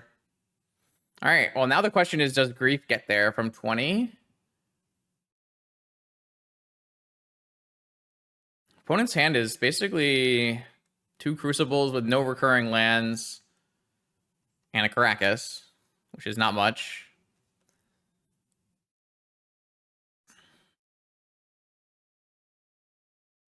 But a Strip Mine off the top is pretty bad for us. Even just a creature off the top is pretty bad for us. I mean, Saga's pretty bad for us too, right? If they go top deck Saga into Ancient Tomb, make constructs, like maybe we tempo that out, but maybe we don't. Ancient Tomb, Ruby, I assume just Crucible. Yeah, okay. At least every time they use Tomb, it's helping our clock a little bit. Demonic Tutor. What does that do? I almost want to wait on the Demonic Tutor. Hold open Spell Pierce. Maybe get to put a creature in the bin with Polluted Delta. I'm going to wait. I don't really see like a 100% Demonic Tutor target at the moment. They drew a Saga. See, now I have like Demonic for Wasteland, which will buy me some amount of time. Oh no! Their 2 draw steps were Saga Needle. Uh-oh. I guess I can get a Strip Mine. Will that buy me enough time? I gotta fetch to avoid this needle. Damn.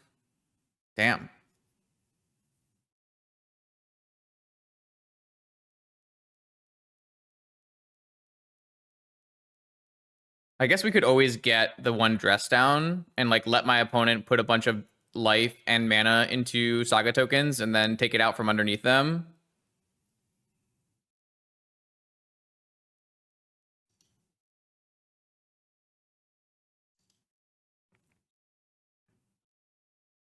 Do we ever make them pay 2 life?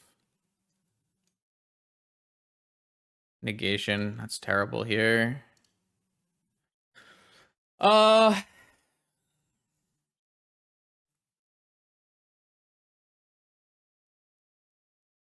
I don't think so.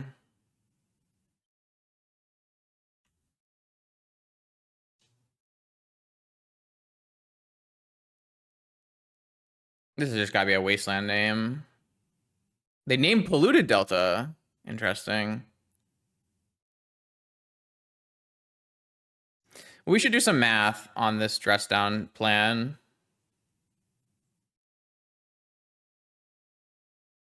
Oh. It's a pretty good one.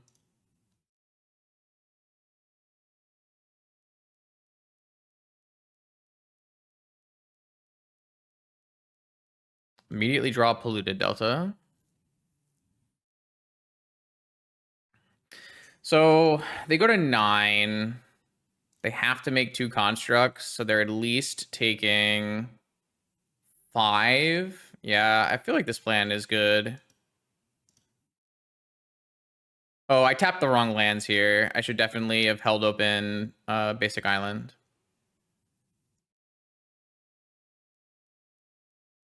Guess I'll just hold the Delta. That shouldn't matter.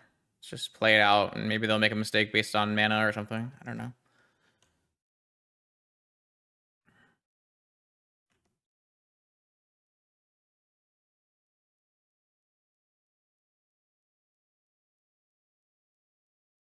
Yeah, we technically have a Brainstorm. Oh, they're actually not taking any damage from Saga because they have Caracas, right? That's still fine, though.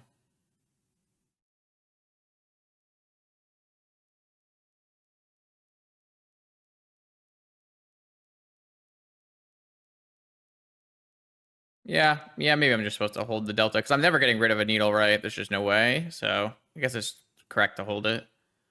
I do kind of want to, like, posture where in a way that I don't get wastelanded out of the game. They're just making 1 construct token? This has Menace.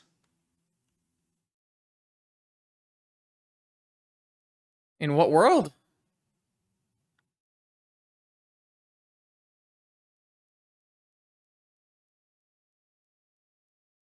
There's no Shadow Spear in Vintage for the most part.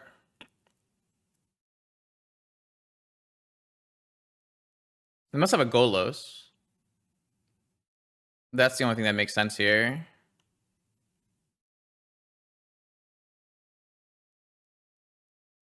Yeah. All right. Well, I have to dress that down. But it is problematic because next turn they can block. I drew Force of Negation, Flusterstorm, Spell Pierce. I'm gonna need some help here. Like a Wasteland off the top.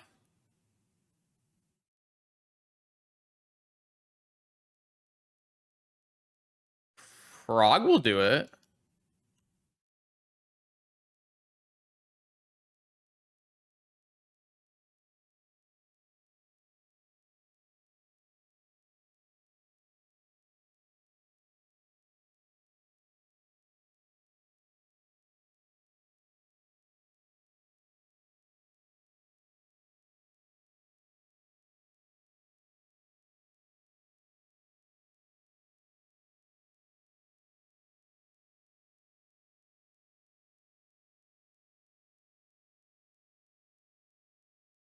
Vexing Bauble. Doesn't matter. I need to make sure I have 2 cards to pitch to Frog, so I could counter it so they can't cycle, but that's fine.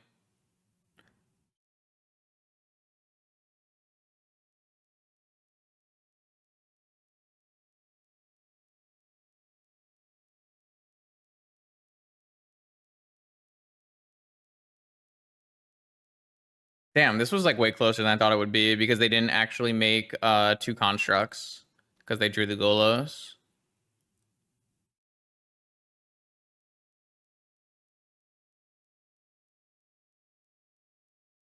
I don't really like how I played this game, to be perfectly honest.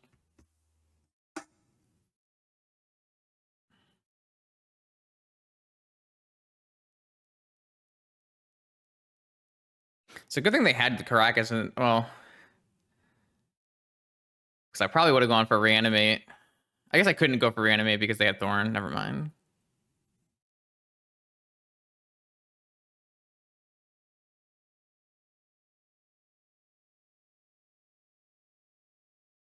So my opponent needs 2 blockers to make sure Grief doesn't kill them. They need a flying blocker to make sure Frog doesn't kill them. Or a second needle on Frog so that they could block Frog, but then they would need 3 blockers. Yeah, I'm not really sure if they have any outs here, but I should have held this delta as well. Ugh.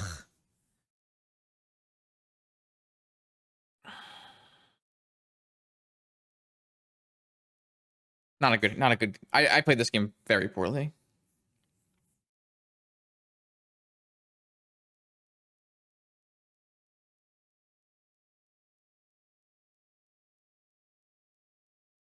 Yo, thanks, Cold. Appreciate it. All right, I don't. I guess they're thinking about like ways they can win the game. Like if they crack their bobble, is there something they can draw to that wins the game? That kind of thing.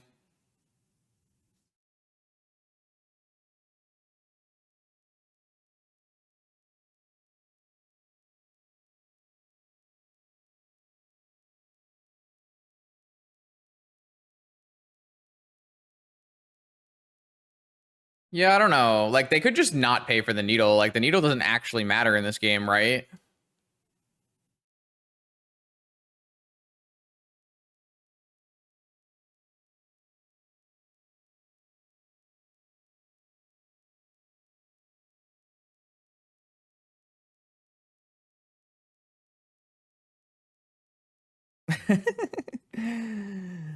I don't know. Grief's a really fun magic card. It's interaction. I heard people love interaction.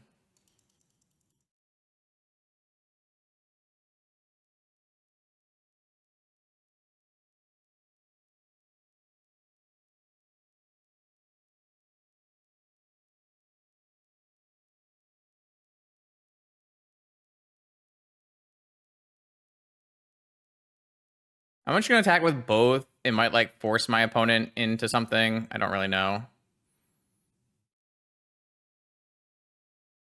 They're just like hoping I don't pump the frog twice.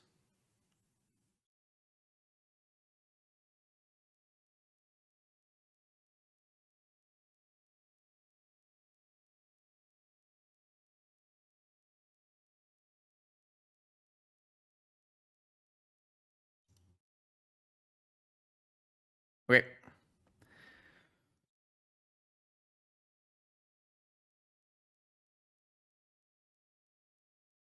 All right. So some kind of workshop deck. We have Energy Flux, Hercules, Golos. So we're Golos Workshop deck, Dress Down, Energy Flux, Hercules, taking out Flusterstorm. I don't think we want Mental Misstep to beat Vexing Bobble, so probably taking out Mental Misstep as well. Taxian Probe is usually pretty bad in these matchups as well. Take all those out. And then we need to consider removal. Maybe Dismember.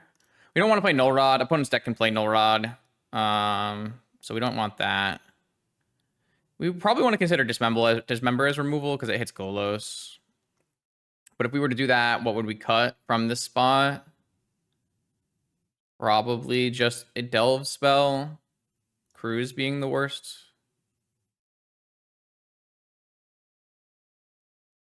Let's try that.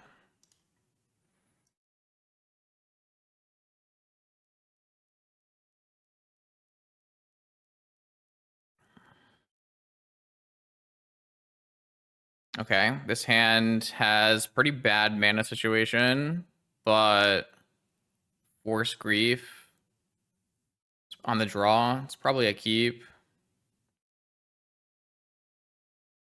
Double Force, technically. There's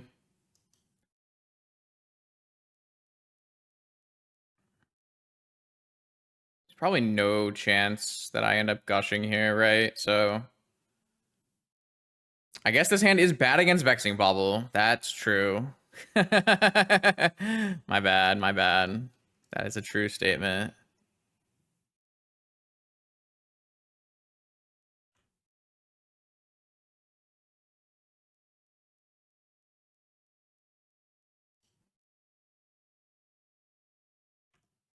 Two cards in my opponent's hand.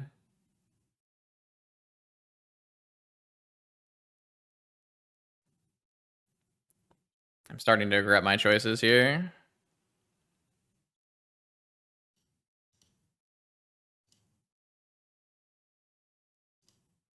The problem is like Cruise is like doesn't hit. Oh, we're so dead. We are so dead. Yep. Land on top? Sure.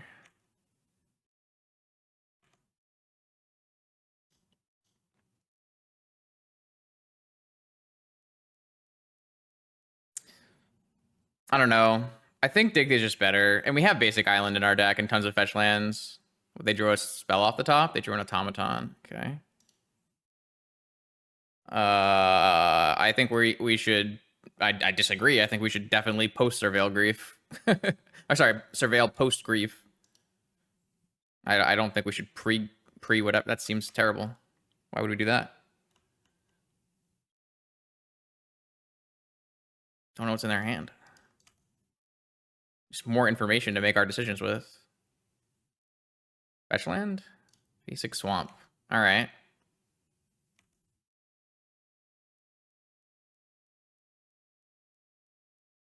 I don't feel like we're in a winning spot, but there's chances.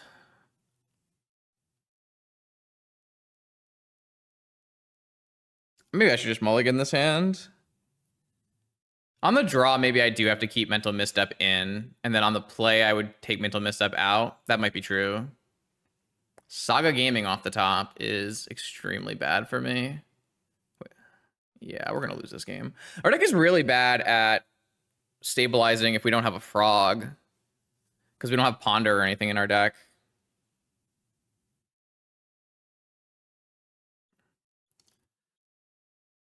We're gonna lose this game.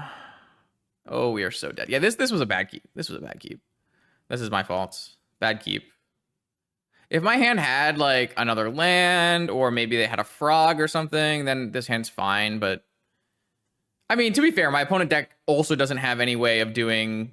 My opponent's deck also doesn't have any draw spells or anything. They just, top deck card that mattered, and we didn't top deck a card that mattered. So, but there's no reason for us to get into this kind of fight with our opponent.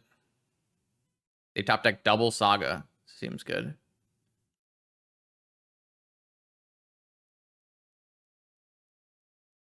Cool. I mean, drawing Forcible number 3 and 4 is just about the worst thing that could have happened. So it's all right. Now we're on the play. Everything's gonna be better. I don't want misstep on the play. Yeah, just resubmit.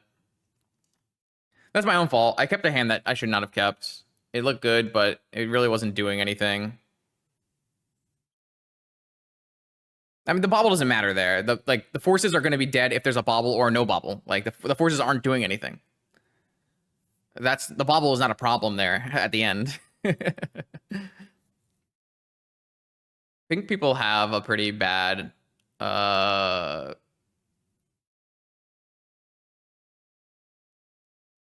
recognition of when bobble is doing something that's important. Like in this game, bobble was good in the beginning of the game because my hand contained 2 forces and a grief, right? That was definitely a good bobble. But like half the problem of that game is I should be mulliganing that hand, not bobble was good against my hand. So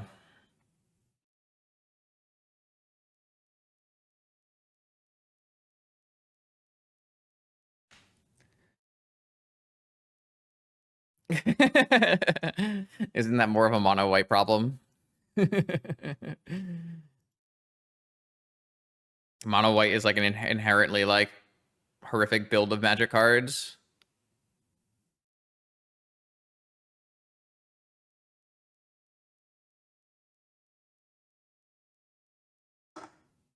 Mono white is pretty close to playing oops all spells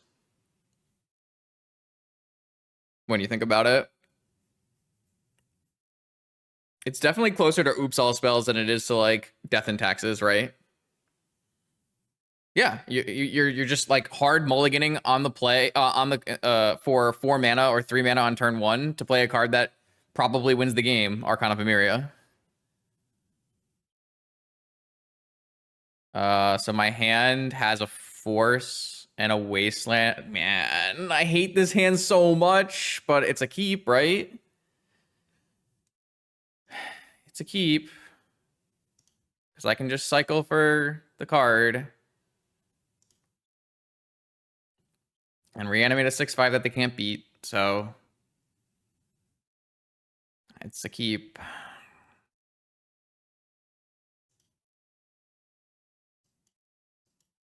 They're gonna play like Workshop, Mox, Bauble, Trinisphere, and I'll lose the game.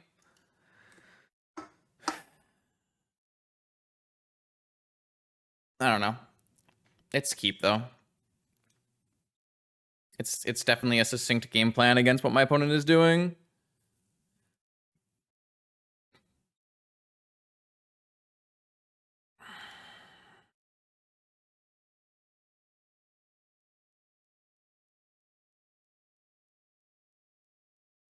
Troll's a sweet card in terms of strength. Super unblockable is definitely a choice.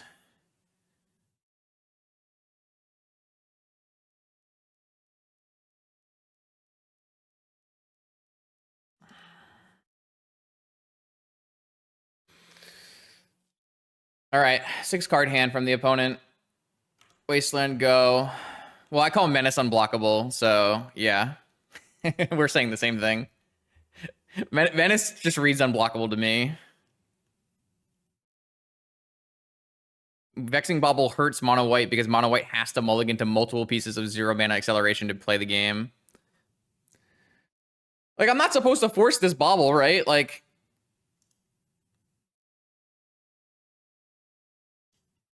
you got a Bauble.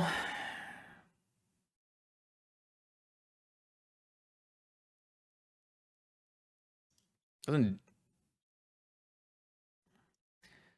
I think I'm supposed to get an Underground Sea here over a Swamp because I want a Time Walk. True or false?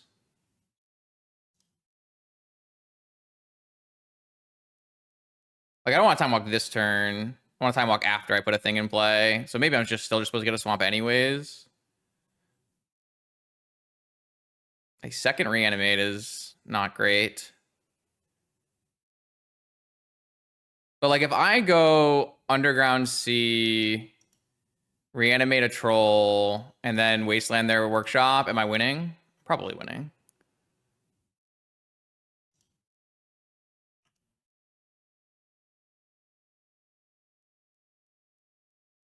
Tabernacle me? That'd be pretty funny.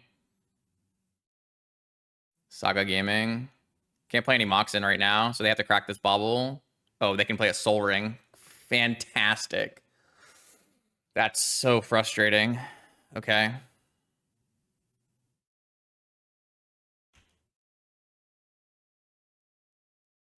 Chalice on 1. Holy shit. Okay. That's so crazy. I need to draw land and play Time Walk here. I think I'm going to lose this game. Like, this is crazy. Like, these are just random restricted cards that are actually good here. I need to draw Wasteland, actually, would win on the spot as well.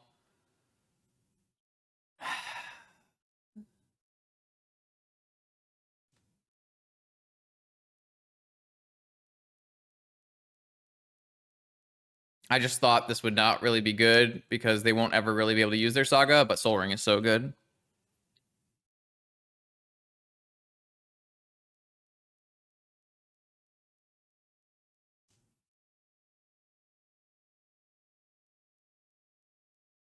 All right, I guess I should have forced the bobble.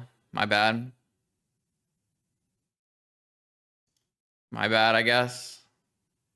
My fault. I lost the game. My bad. I drew one of my 2 Moxen.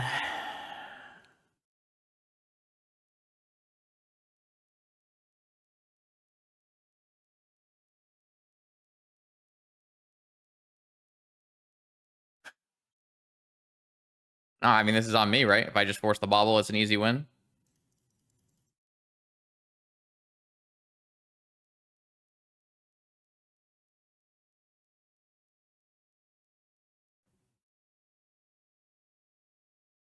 Yeah, but I can brainstorm and I can time walk. Like, I don't want to lose those cards for no reason.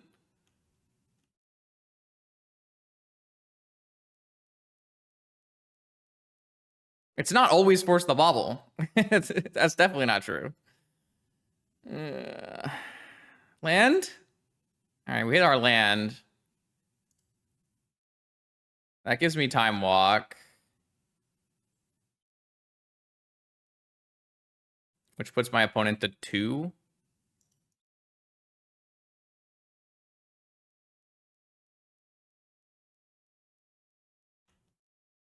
And I have Dismember, so that might be enough. This has super unblockable. Super unblockable. Spell Pierce.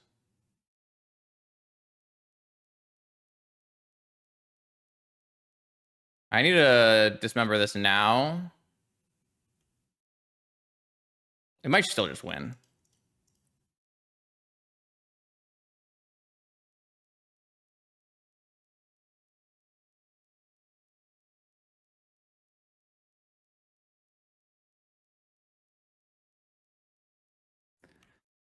Okay. Your move, opponent. They have to put a second creature in play, right? A third creature in play to block.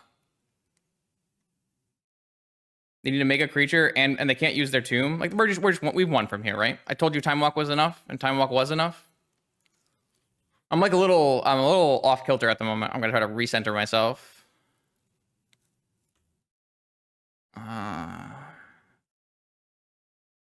Do they have like a creature they can get off of this saga?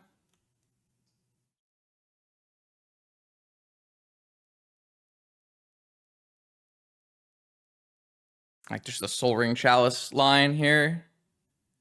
Oh, I guess this is Golos. Golos wins. Not much I can do because I didn't force the bauble. Well, I mean, I wouldn't have force anyways, so it's fine. Oh, we can't use the tomb though because of 2 life. True. So they have to have a Nettle Cyst. Oh, they're cracking the bauble. Okay. Cracking the bauble means we win. Very good. All right. Woof. Woo. Okay. New bauble. Nope. Nope. Nope. Chalice check. Chalice check. Oh, wow. That's a crazy game. I feel like terrible after that game, but we got there. Little luck. Little luck. I don't like how we played a lot of the last couple rounds. So we're going to have to get some water and refocus and play the next 2 out.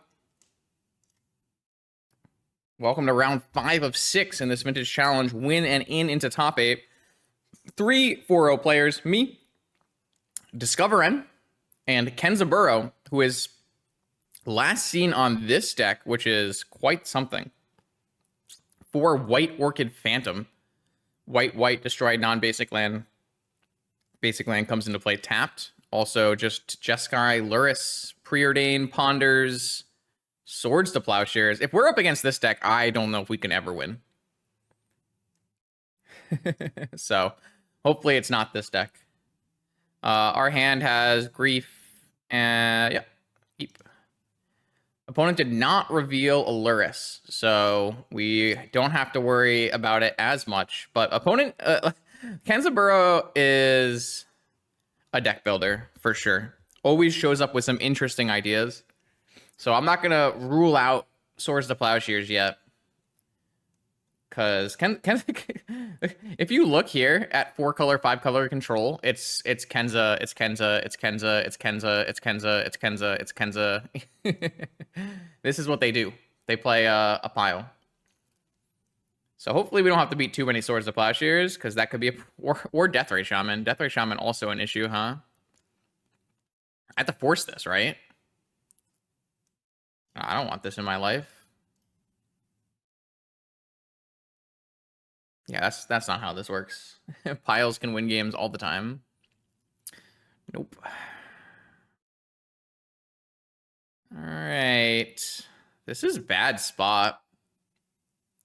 This is a very bad spot.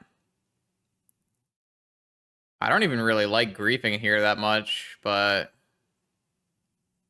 I guess I can grief pitching Entomb. I don't really need an Entomb. I have a troll and a grief. What do you got? Mental Misstep Loam?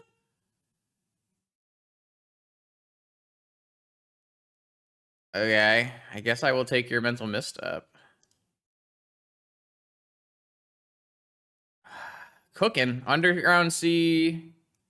Could just be normal bug then, but I kind of doubt it if it's Kenza. Probably a 4th color in there. This player does not sleeve up 3-color decks. That's not their prerogative here. Underground Sea. Maybe it is just bug then. Not a very strong hand. Deathrite Shaman, Mental Misstep, Loam, no Wasteland.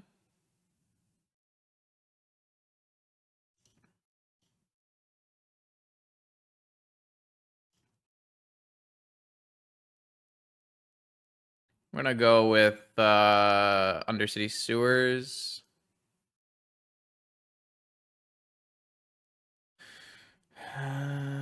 Definitely don't want a Jet. This card's so good. It's just unbelievably strong. Rep. Things are bad for me.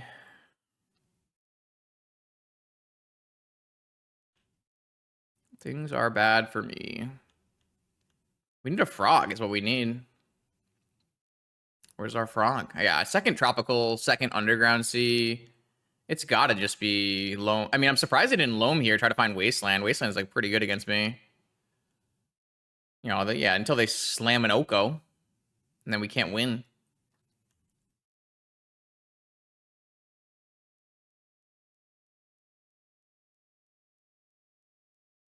All right, just bug. Yeah, okay. Uro also an issue.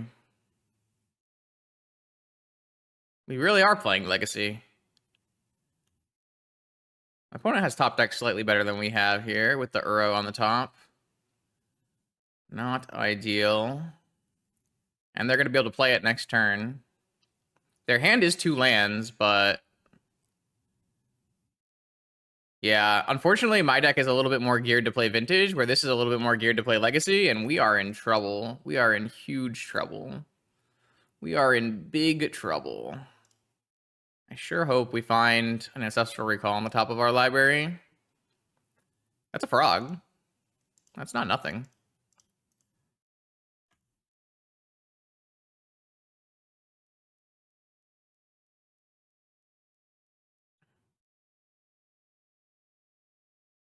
All right, so they're just playing Bug, Value, Loam, Uro, Frog, probably. But are we really beating an Uro? I don't think we're beating an Uro. It does not seem like a card we're going to be able to beat. Do we have any answers to Uro? Atraxa. We have Atraxa. That's about it. I forced a Deathrite Shaman in this game, so it's kind of on me. But I felt like I couldn't play the game if there was a Deathrite Shaman in play, so...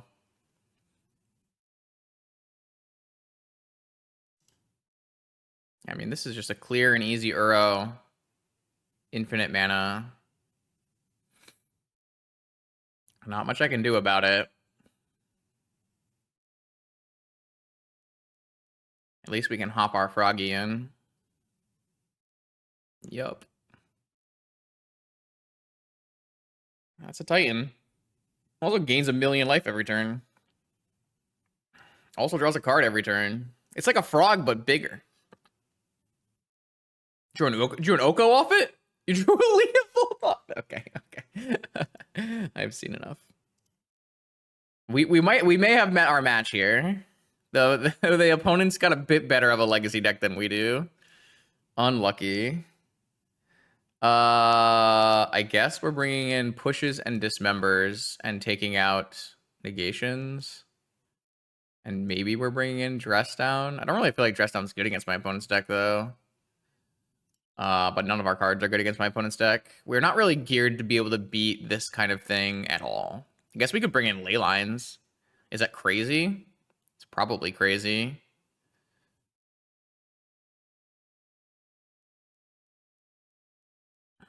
It's probably crazy. But, like, how good is... I think Surgical is terrible. I wouldn't bring in Surgical here, but I would consider bringing in Leyline.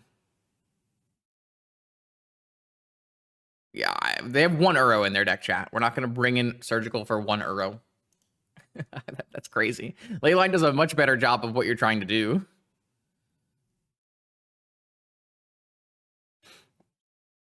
It's like a question of, do we want to like cut a Spell Pierce and have some Ley Lines or something?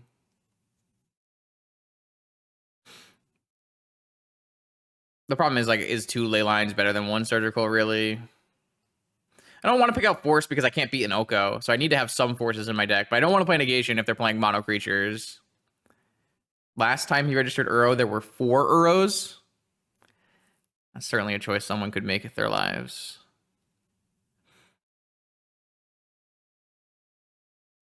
I'm just going to bring in... I'm going to bring in 1 Leyline, 1 Surgical. How about that?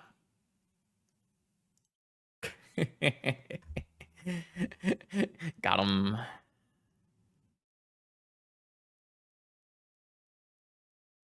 I can't even Entomb Reanimate because my freaking Atraxa is in my hand.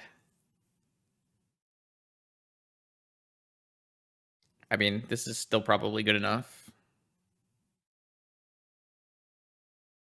1 Leyline, that's how you play Magic for sure.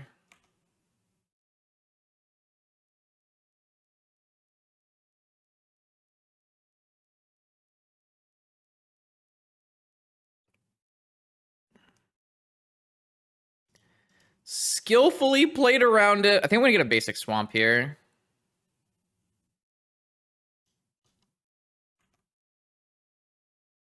I have a force backup too.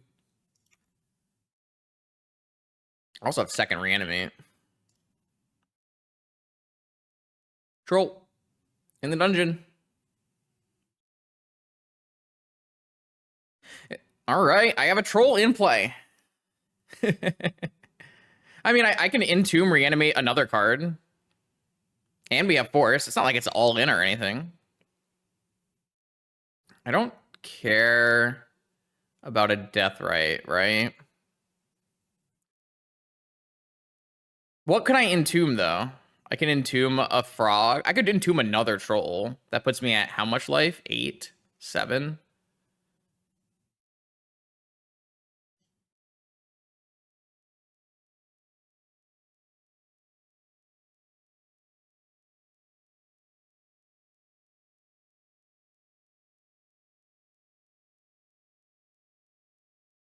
I can't get a basic island here, unfortunately, but... What am I entombing? Am I entombing a grief? Or another troll? Or a frog? Troll puts me to 7.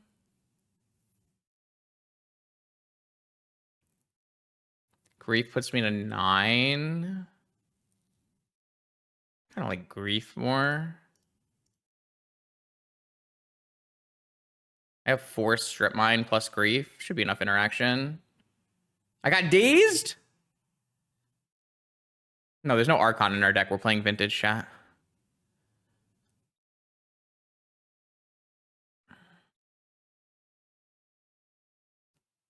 All right, so be it.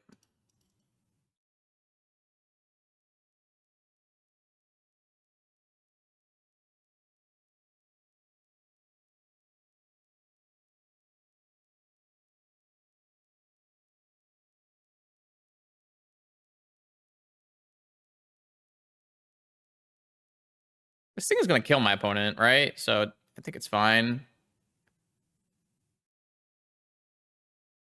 Unless they have Assassin's Trophy.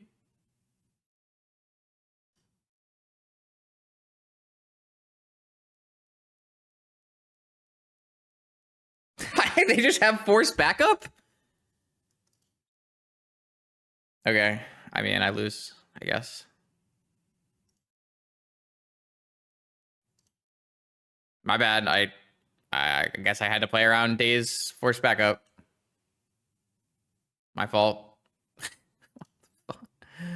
Serious? Okay.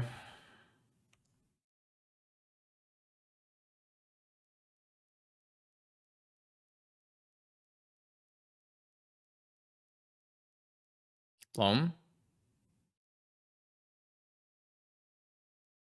Cool. They have Loam Wasteland lock after. Loam Strip Mine lock even. That's crazy. Like what? What? uh,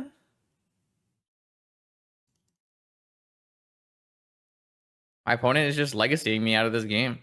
I'm built for the wrong things. Abrupt Decay. I don't care about that card. Just take Uro out of their hand.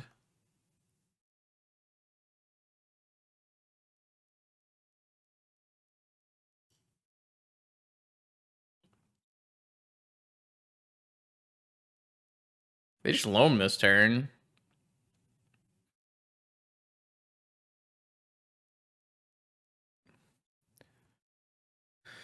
Is this a winnable game?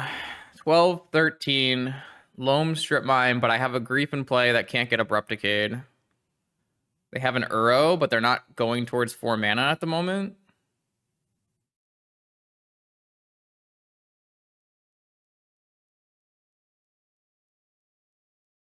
Kind of have to draw Surgical Extraction on this Uro, right?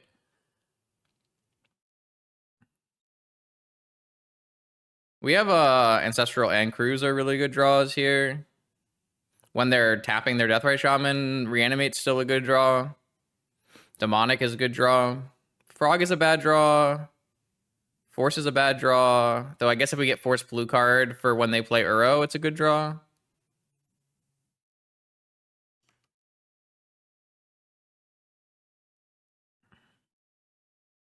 So are they going to strip mine? No, they're going to go towards Uro. Or did they drew another Deathrite Shaman? All right, so I need to draw a blue card now to counter Uro. Okay.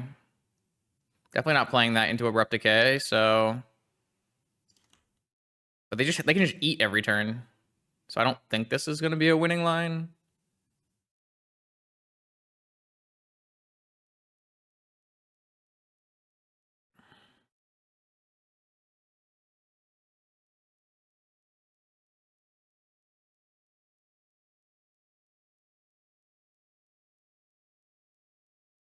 They strip mine me, and then they play an Uro.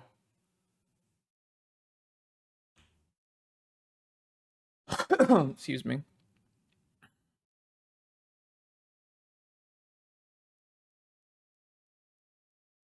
All right, well, now we don't have any of our blue draws. Those are all off.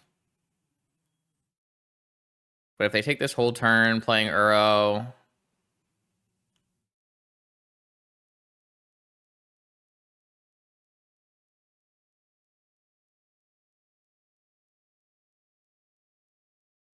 Maybe it's enough.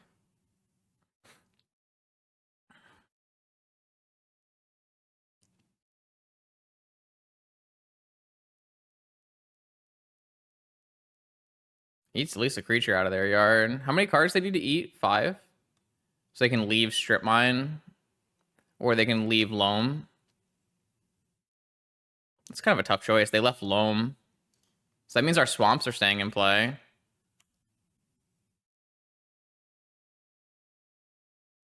I mean, we just like aren't drawing it. Like if we draw exactly Reanimate right now,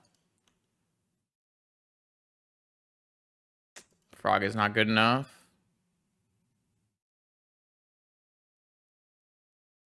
I don't think we can win from here.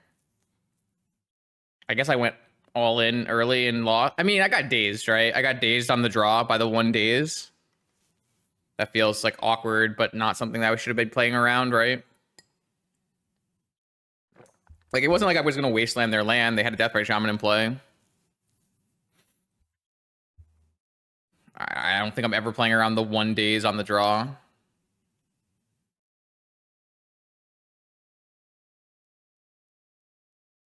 Loam Beseju? Where'd the Beseju come from? They dredged Loam this turn and they hit Beseju? Okay. I mean, that'll give me blue mana. Oh, this seems like an impossible matchup. I can't imagine this is ever good for us.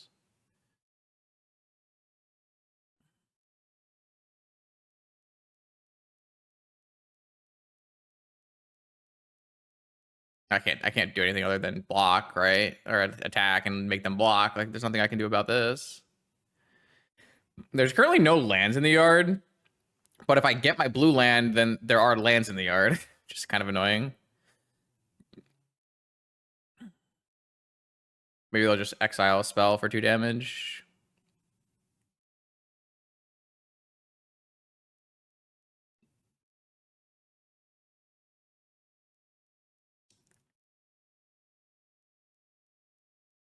Like, we're gonna get our blue land strip mined after this. Or I guess it will be wastelanded because they have a wasteland in hand. They got rid of their strip mine.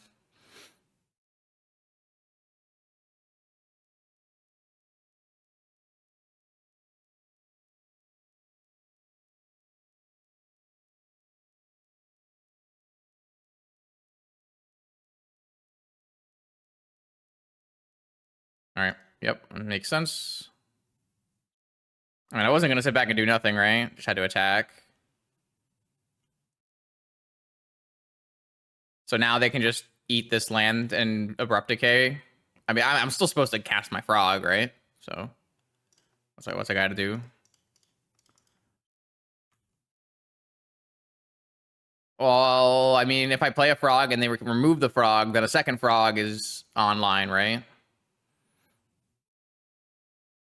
Maybe not. Maybe that's not good enough. I mean, they're just gonna cast Uro again, so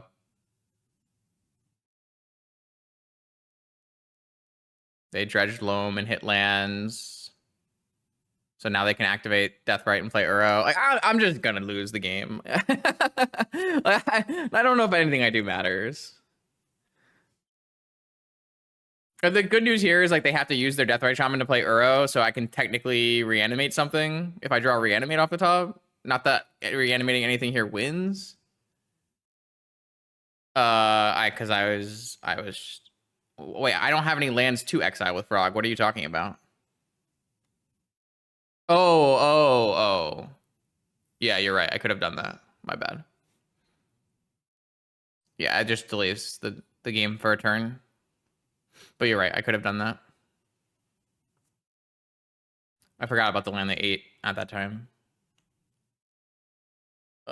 You're right. It would have delayed the game one more turn, so we could have died one turn later. My bad.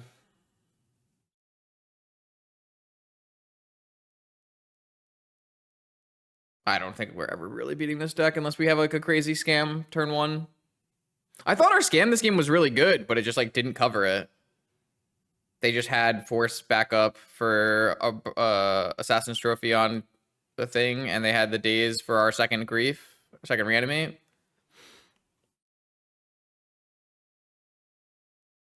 I mean, the shaman didn't really do anything against me. It like they didn't even eat anything in this game.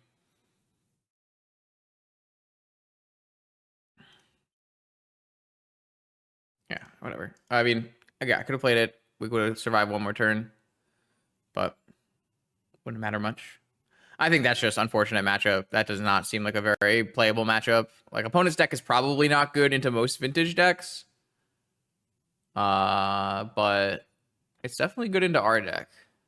So like we didn't even see Collector Roof, right? Maybe they board all the Collector Roofs out against us. Wild. Okay, no problem though. Sometimes you take a L. All right, here we go. Winning into top 8, 4-1, round 6 of 6, up against a possible Dredge player. I would really like my hand to contain a compact Entomb Reanimate or a Wasteland, or both. This hand doesn't do that, so I'm going to mulligan it. This hand has a Wasteland and it has a Scam package as well. I'm going to keep this one. I'm going to keep one Wasteland, one Cruise. See what happens.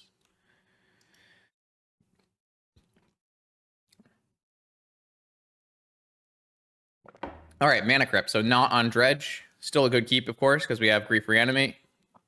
Is this going to be Show and Tell on turn 1? Okay, I don't think we're beating that. Active player, non-active player. I guess we're just going to put a Troll in play. And go from there. Don't really know.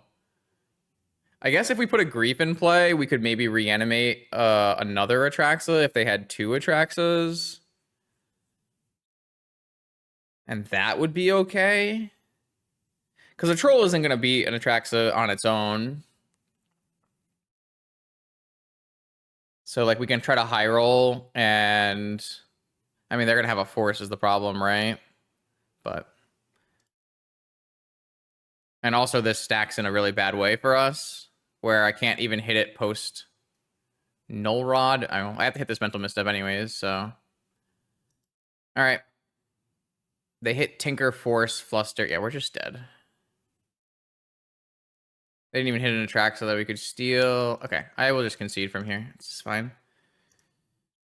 I don't think there's any point in playing that one out.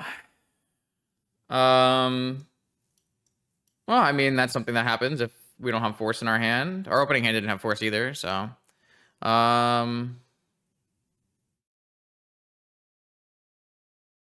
I mean, we don't really have other things to bring in besides Dress Down. We can take Dress Down in, take Island out, run like that. My opponent might think we're on Dredge because we put a Grief into play and then conceded. That'd be pretty nice. Oh, I don't actually know if that would be pretty nice because if my opponent brings in ley lines against us, I guess we're not that happy, right? So I was talking to Dan about this deck in testing, and he said that the Oath matchup seemed a little rough, but we do have some nice gameplay. Like if we were on the play in that game, we would have been able to go Grief our opponent's hand, take the Atraxa and reanimate it. Obviously that would have gotten mental misstepped, but that's like a line that could happen in this set. Griefing an Atraxa and reanimating it is a pretty big game. And it's also, I don't feel like it's that bad of a matchup considering how many forces we do have in our deck. We have 7 forces, Fluster and Pierce. So like, we have some tools is what I'm trying to say. Yeah, we would have to take the misstep.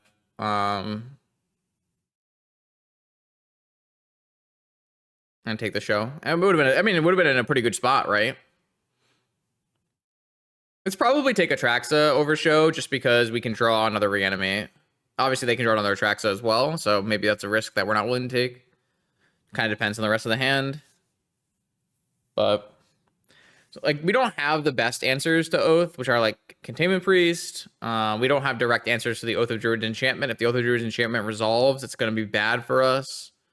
But we're playing blue-black. The only real way we do that is we have bounce spells. We could have Feed the Swarm. But I don't really want to play those cards if I can help it. So,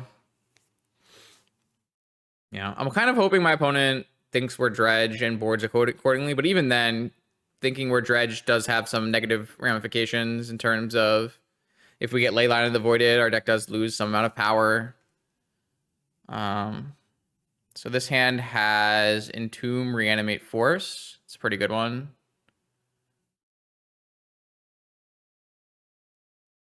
Though we don't have the... Yeah, I guess it's fine. Just end of turn Entomb Atraxa and try to reanimate it with Force up.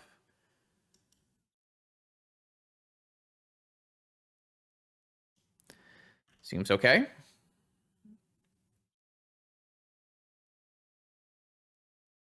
And hopefully that will get us through. But 7-card keep from our opponent. Yeah, of course we could do that as well. Pass. That kind of means we might be in trouble with the Flusterstorm here. Not much we can really do. Oh, what's this? Second main? They were just force checking us. Thoughtseize! 4, alright. Feel like we just cast Entomb, right? And then let them Thoughtseize us. They'll probably take the Force of Will, but that would be the same as pitching to the Force of Will. If they take the reanimate, they would never take the reanimate because we have this. Yeah, let's just do that. We'll just Entomb in response. Entomb and Atraxa, and then say go for it.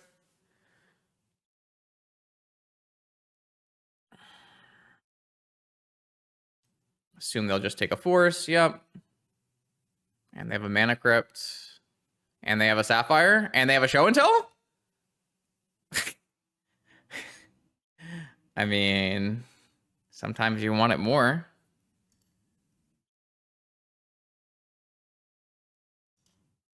They hit a Black Lotus. And a negation. Haha. Okay. I mean, they deserve a top 8. Let's go. Wow. They hit Black Lotus Oath. So they can go Black Lotus Oath here. And it's like pretty unbeatable. They didn't go Black Lotus Oath? They're just holding open negation? I mean, I guess. I mean, they also have an Oko, which we're also not beating, so... And if we hit a land, we have double reanimate. I guess Grief also does it.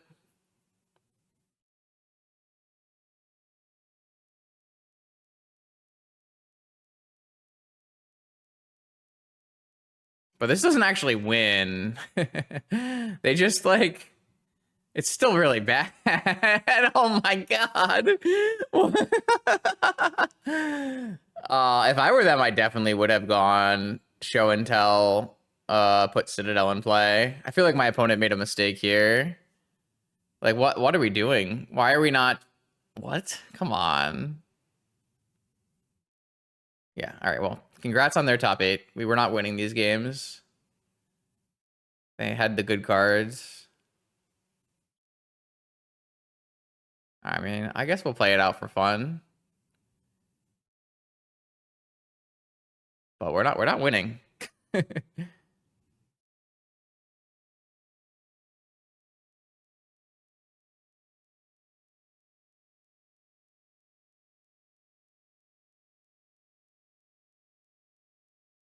We didn't bring in Null Rod. We're not really supposed to bring in Null Rod. Here's Wasteland. Here's Jet. Here's Frog. Sorcery would be... I guess we don't really want Cruise, but... I mean, we're definitely taking Negation. And then are we taking Cruise or Probe?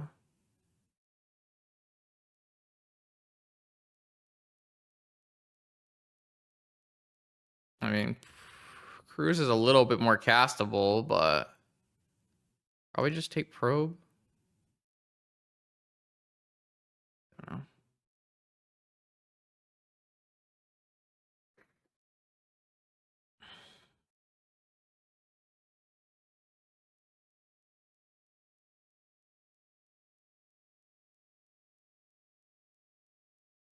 I don't even think Wastelanding here is that good. Was there another land I could have chosen? There really wasn't, right?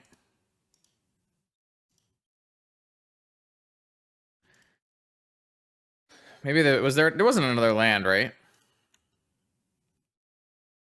There was a Catacomb? Okay, I should have taken the Catacomb and played Frog instead. If there was another land. I guess Frog isn't very good against Atraxa anyways, so...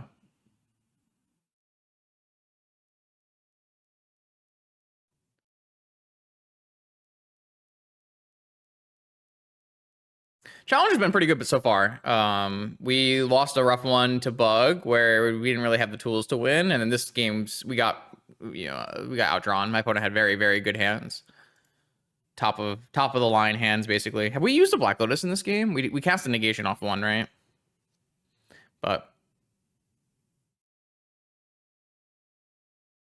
so I have to counter any Oko.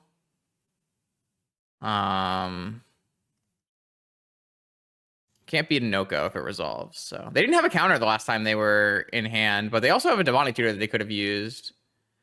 They could also just play a new Oath, and I can't really beat a new Oath either. If I had like a bounce spell, maybe.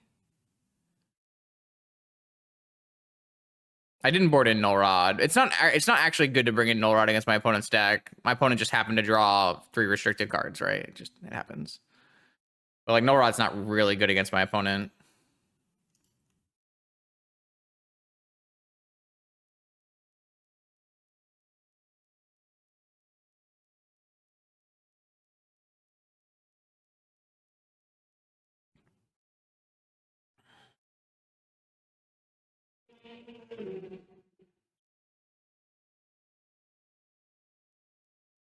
Yeah, I need to be able to counter. Wait, I need to be able to counter Oko. Yeah. So I definitely want to hit a land and a dig. Oh, hey, my Black Lotus is here. Though my opponent probably has a counter spell on the top of their library, right? So do we attack with Frog first? What's the life total difference there? Looks like it's an attack with Frog first angle. There's no way we should ever win this game, but if we do win this game, that'd be pretty cool. Okay, well, there's not much I can do here besides just cast Dig and hope it works.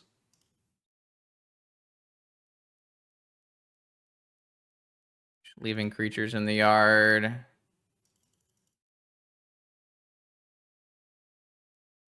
I could wait and like play around a counter spell, but I don't really feel like that helped me very much. Fluster. That's unfortunate. We're 1 mana. Oh, no, we have enough. We have enough to pay for Fluster. That's fine. That's like the best possible thing that could have happened. of the possible things that could have happened, that's not bad.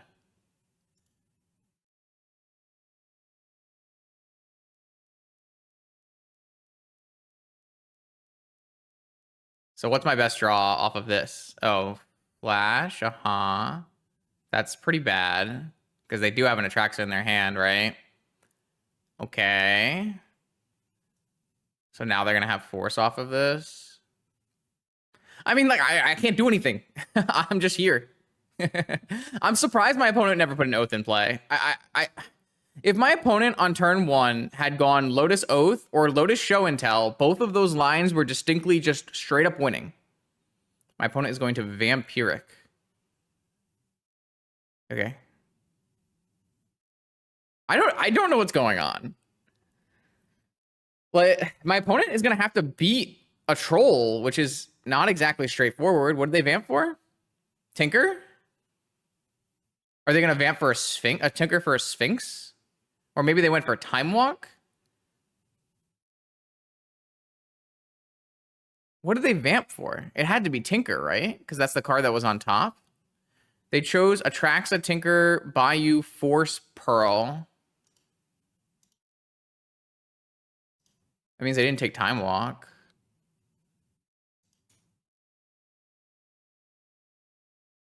I guess they're just going to show and tell a new Atraxa in.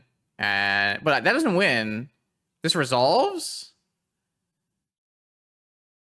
I guess it doesn't matter.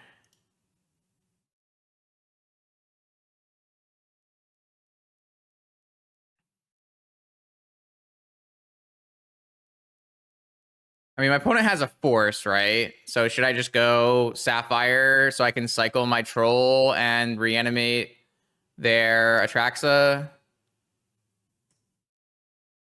I mean, I can just take a Force and an Ancestral and make them use Force, I guess. I don't know. Like, does it matter?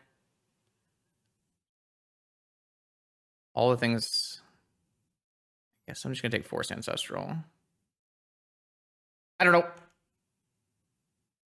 Oh, yeah, that's a fair point. Well, if they lose this crypt, they can't force back anyways, right? So isn't that also winning? They won their flip. So my opponent needs an Oko on Troll. They're not winning this game. Or they're going to Tinker for a Sphinx, but that's also not winning this game.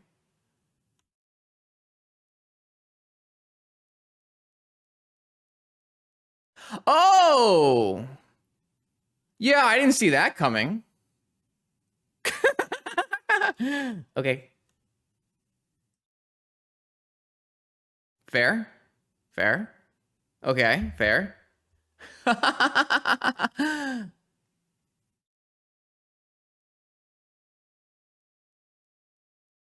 Maybe they'll show and tell, and I can put another troll in.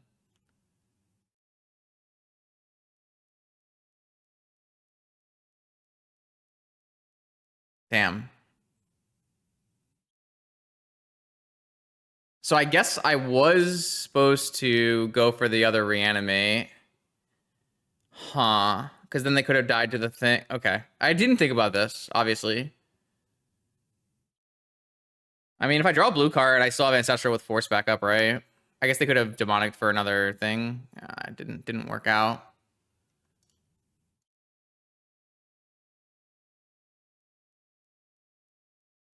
They went to Force. They had used their Crypt already. Okay. So now they reanimated Atraxa, and we can't win? Okay. I mean, this is definitely a roundabout way that my opponent played it, and I think I had some better chances to extract value here. So I don't know. I hate the way my opponent played this game out. I feel like they were just 100% to win if they had done a couple different lines, but that's okay. I could have done a little bit better here. Because if I had 4 creatures, then this portal doesn't work. So they had to force it. The force would have worked. and then I could have won a crit flip. So yeah, so I made the wrong choice on the dig through time. I was supposed to go Sapphire, reanimate, and then reanimate a card. But I would have come up with that line if I was thinking that they were going to tinker for Portal. I was thinking they were going to tinker for Sphinx. So that was my fault. We're definitely dead now. We're definitely dead now.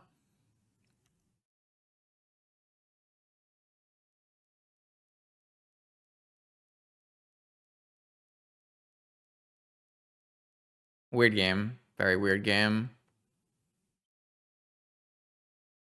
Yeah, doesn't do anything. Okay, I'll concede from here, or I guess we'll just play it out. What's the difference? Probably should have fetched for an Undercity Sewers.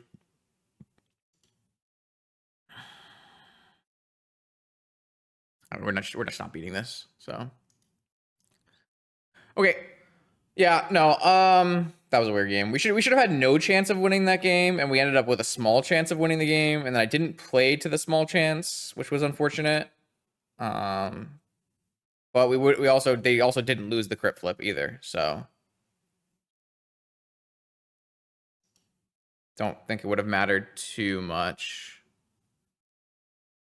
Those were some tough draws. Like sometimes you just get vintaged, and my opponent seriously vintaged us this game. Both of our opponent's draws were mana crypt draws. One of them was mana crypt, Mox, Lotus. It happens.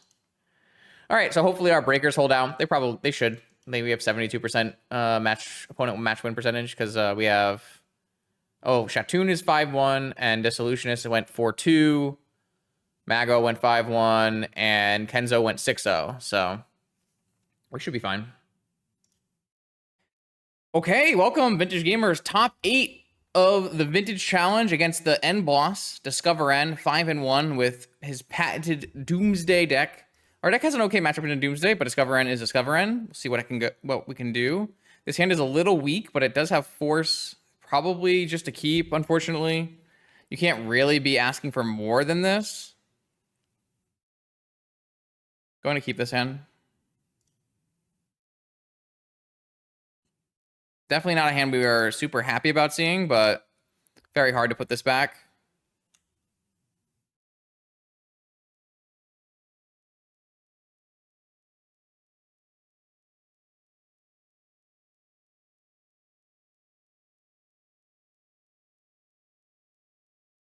Oh, I mean, like, my opponent's going to turn 1 kill me. I have to keep a force hand.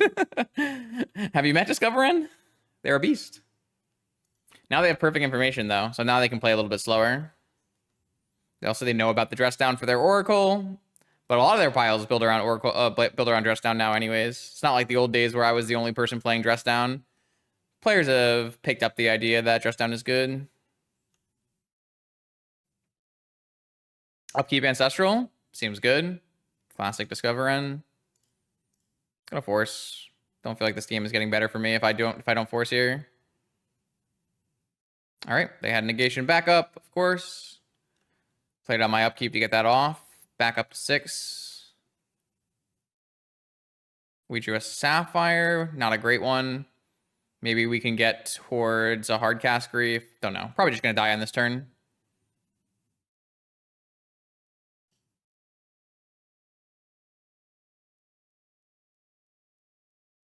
Yeah, I mean they had Ancestral with force backup, and we had just force.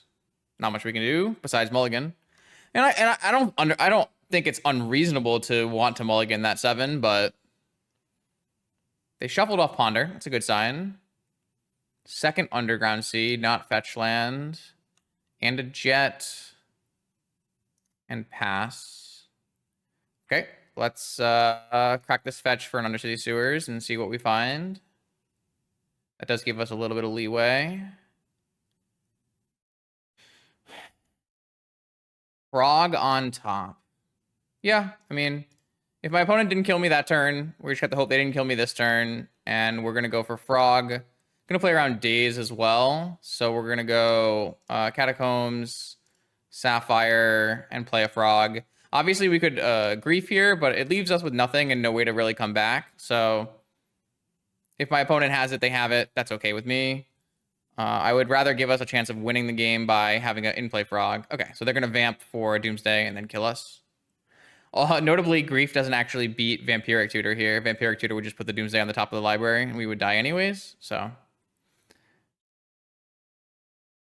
Oh, they just vamped for Oracle combo. So we would have been able to beat that with Grief. Second Oracle in hand, Oracle combo. Yep.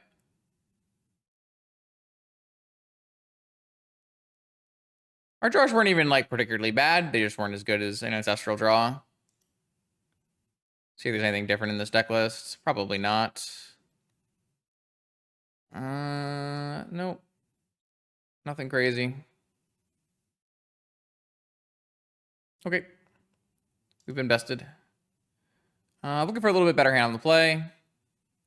Only thing I want is I want Dress Down in, and I want Island out, and I want Surgical in, and I want Swamp out, and then we resubmit. Well, I mean, we were up against Discover, and they had an Ancestral hand with Force Backup. It's a little hard to beat. We would have to have mulliganed our hand to something stronger. But not all the time can you just mulligan a keepable hand and be able to get past that.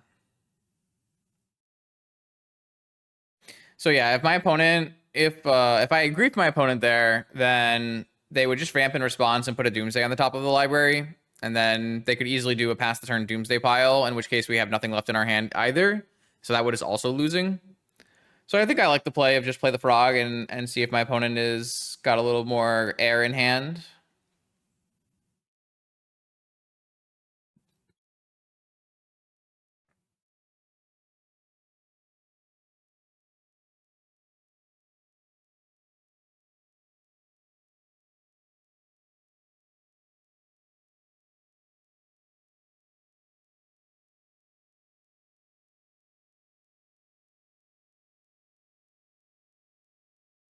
Okay, let's try again. Maybe a stronger hand this time. This hand is Grief, Negation, Entomb, Vamp.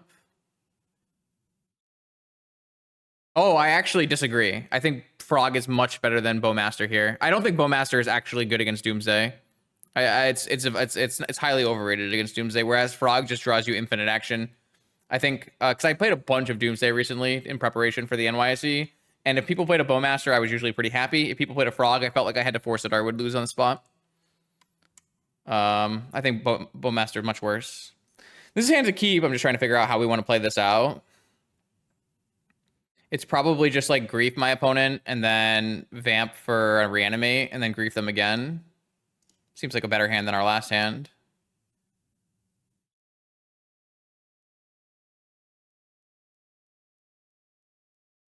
All right, I'm going to go Grief, pitching, Entomb.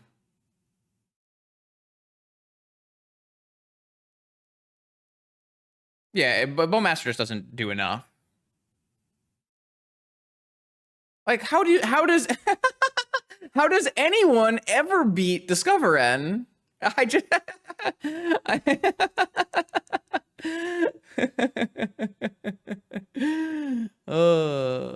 well, the frog does something and the Bowmaster does nothing. So that's what's going on, chat. Oh my god, what am I even?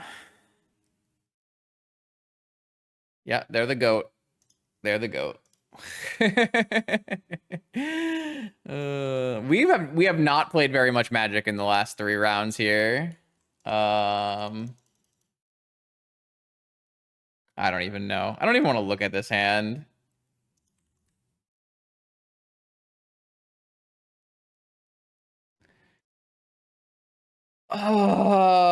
We can't ever win here because both Bluster and Misstep beat our Vampiric Reanimate line, and what am I supposed to do?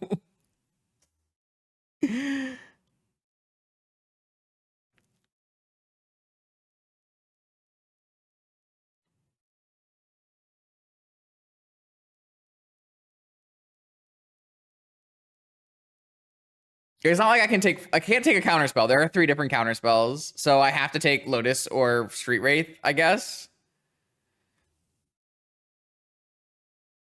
Well, I don't think I have magic cards that really beat Flusterstorm or Mental Misstep, so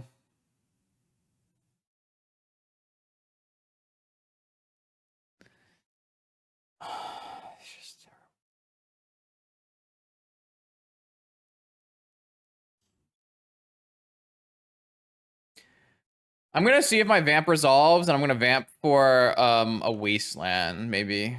I don't know. I don't know.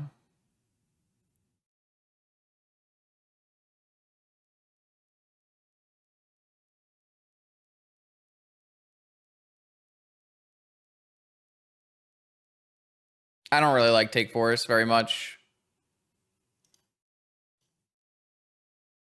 I'm pretty okay with what's going on. Oh, we're just we're checking to see if I have something. Okay. Bottom bottom. Bottom bottom is a good sign for Wasteland, but I feel like this will get Mental Misstep then.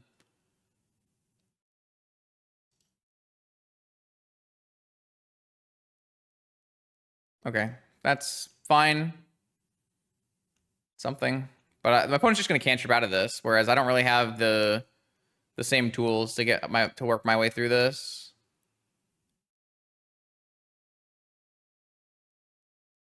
They still have Force, Fluster, Time. I feel like they might get caught on mana. Ugh.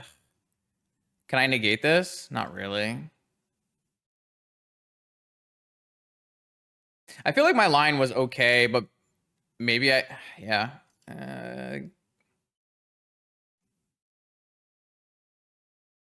No, it's just tough. That's just a strong hand. Kind of need to draw maybe an Ancestral of my own. They missed again? No, they chose not to shuffle here, so they didn't miss per se, but they didn't hit a land. Undercity Sewers. Top card is Flusterstorm. I mean, I probably want that, even though it's not a threat.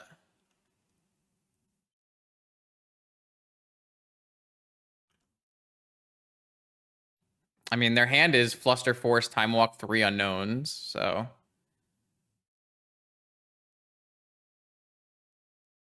They kept on their Ponder.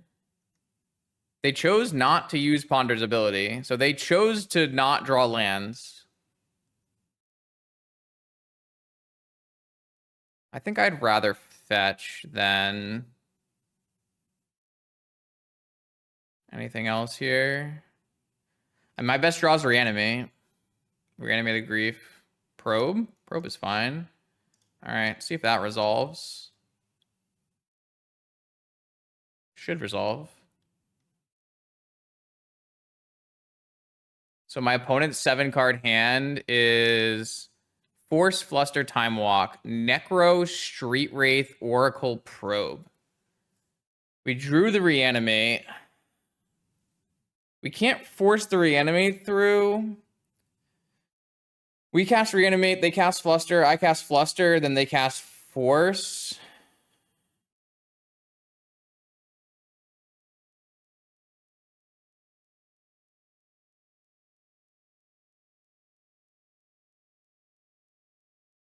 Is that still worth it, though? It's probably worth waiting. I think this is worth waiting.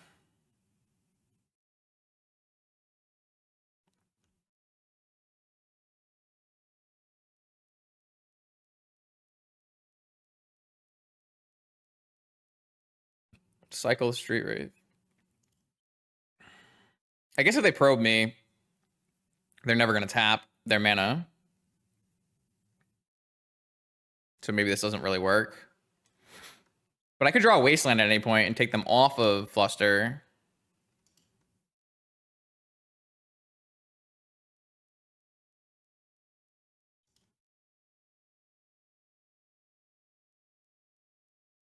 They missed again. So they're on 8 cards. They hit no lands. But they chose to do this. They didn't shuffle on their Ponder, right? So their Ponder must have been like Street Wraith, Probe, something.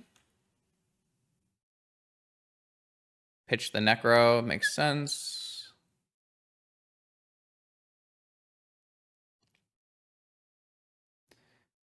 Okay, so we...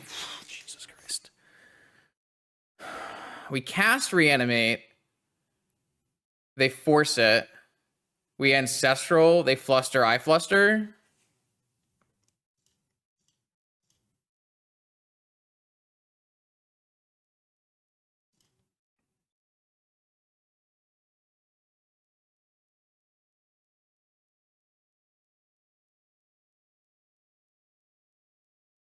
Oh, wait. I guess this doesn't really work because... I mean, I can just fluster, they fluster, and then I just resolve an Ancestral. So maybe that's better. I can just resolve Ancestral in their upkeep as well. This made them use their force on my Reanimate. So that's just fine. We can just let this go. And then Ancestral in their upkeep. And that feels like the best line. We don't really need this Reanimate to resolve. We just got force out of their hand. That's fine. Feels a little weird, but... Well, they just won't fluster, right? They'll just let Ancestral resolve. Maybe that would have been worked. Maybe that would have been fine, too. They're just not going to... They know my hand, chat. Maybe I'm just supposed to... yeah, I don't know. Maybe I should have just done that. I don't know why I got all wrapped up in, like, best possibles when I just didn't need to.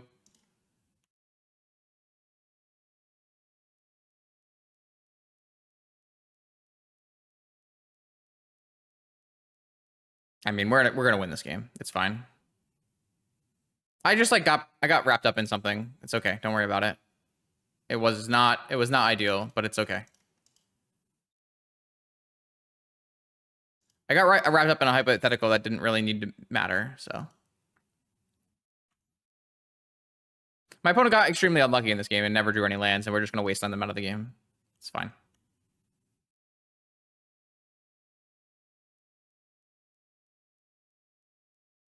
I'm gonna make my land drop.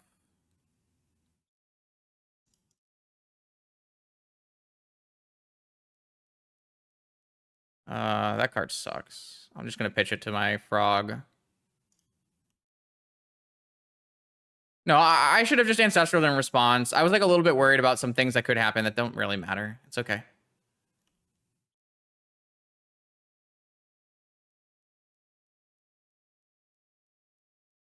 Yeah, and this is the spot where Frog is completely unbeatable for Doomsday.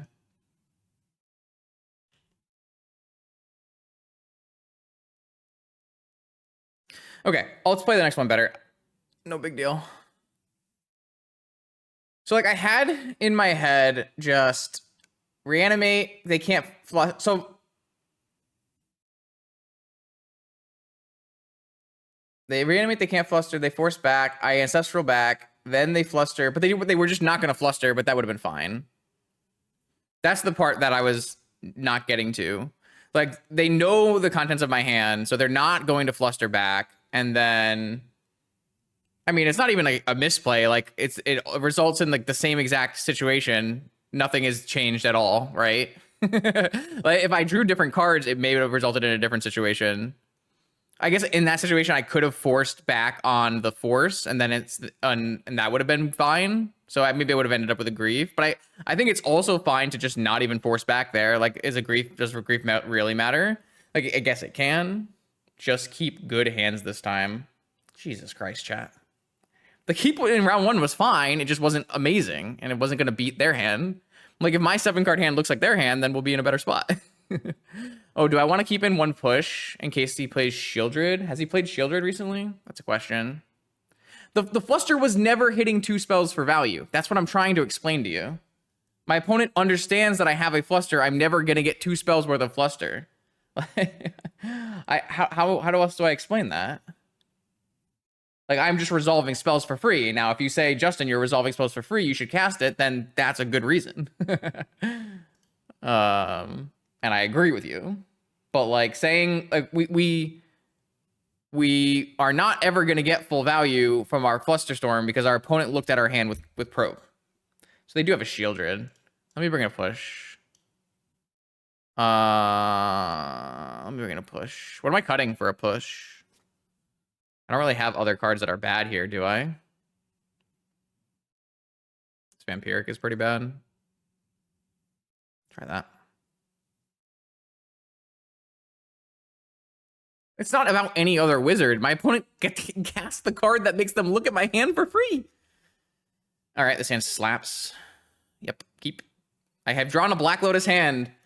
Is this my first Black Lotus hand? It might be. I don't feel like I had a lot of Black Lotus hands today.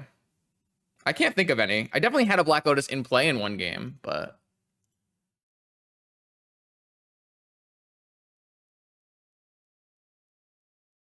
Cycle a Street Wraith. We could always reanimate a Street Wraith, too. Pass.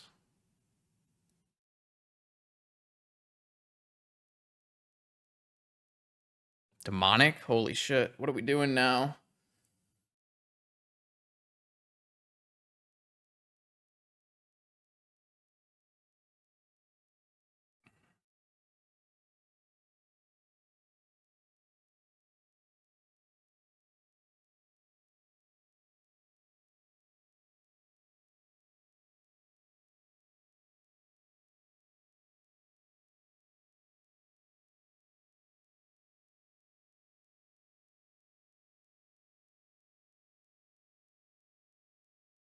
I think Tutoring Grief is not very good when we just have a clean Troll Reanimate, which is totally fine on its own.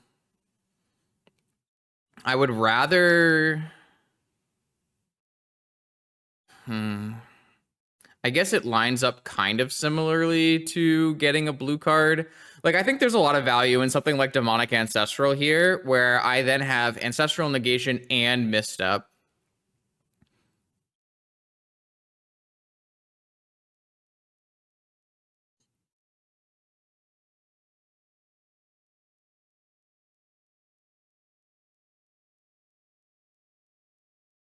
I think you're all overestimating Grief here. I don't really like that line.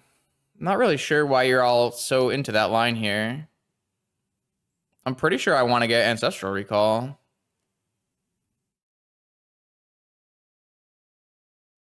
I mean, a lot of people in chat are just discounting the days as well. Just reanimate and wasteland him. They have a fetch land in play.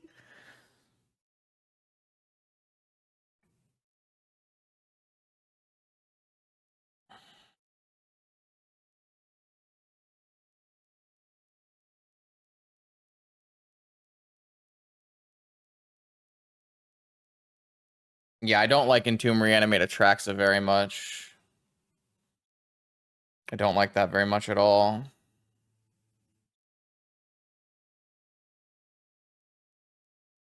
The question is, do I play around Days is what I'm mostly considering right now. Because I want to go Black Lotus Demonic Tutor. There's an objectively perfect line here, but I won't tell you. No, I don't like DT for Grief. I like DT for Ancestral.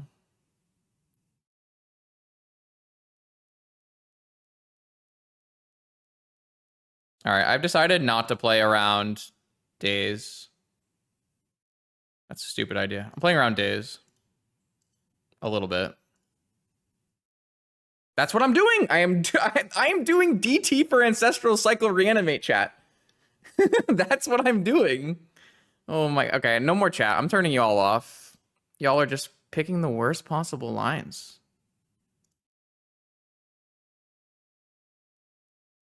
We're past the point of a functioning chat, unfortunately. Sometimes it gets that big.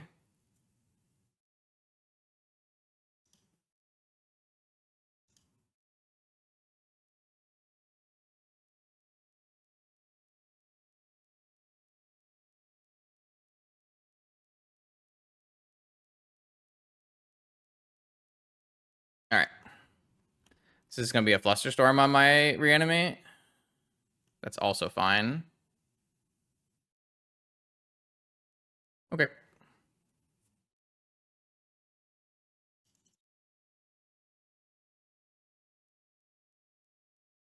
All right, so we still have Misstep, Negation, Ancestral, and Wasteland. 5 cards from the opponent.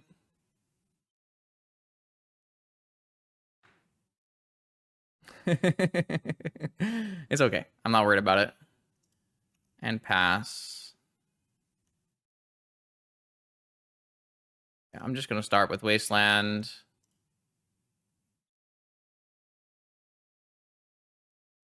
If they go for a fetch here for Sewers, I will try to resolve my Ancestral. Because if I pitch a land to hand size, like, who cares, right?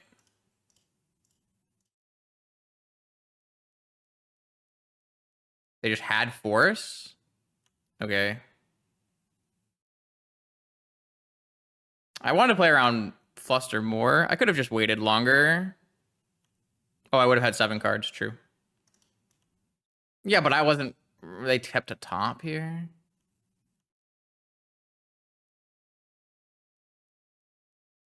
Now, here's a question.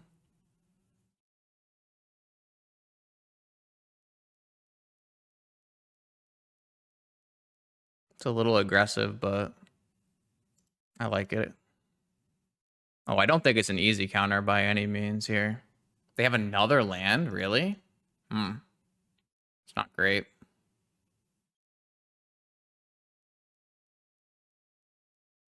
All right, I have to 1 turn Fade Dying, and then I have a Frog and I win, I hope.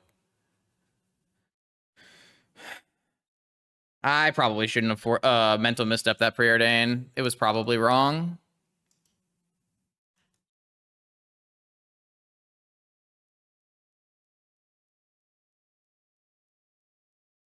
Ooh, ooh. Okay. It survived a turn. That's big. Reanimate. What do I have? Troll. Kind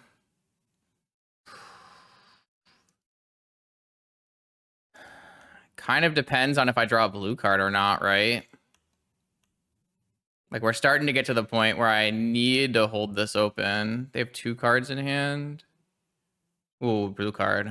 Okay. Well, let's put the troll in play.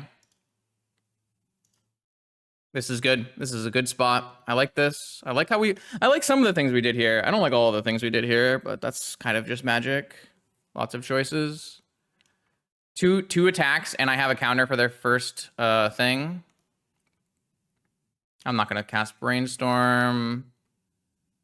I'm just going to look for another counter spell. Attack. Is it better to...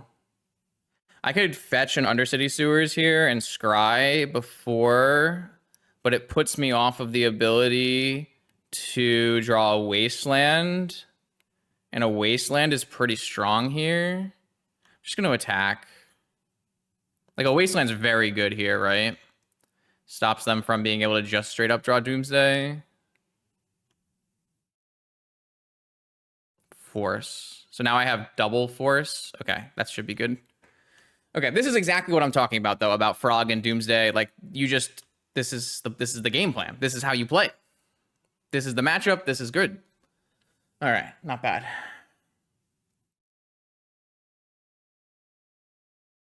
Dark Ritual.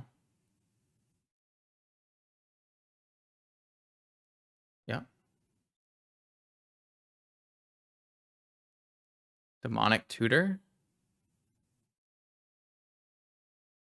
Just hardcast negation this.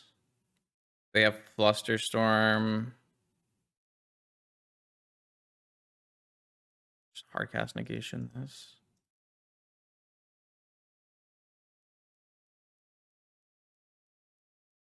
They had Flusterstorm. 1 card left in hand.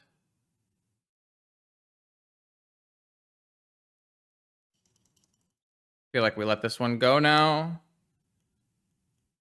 1 card in hand. There's no outs to this. Okay.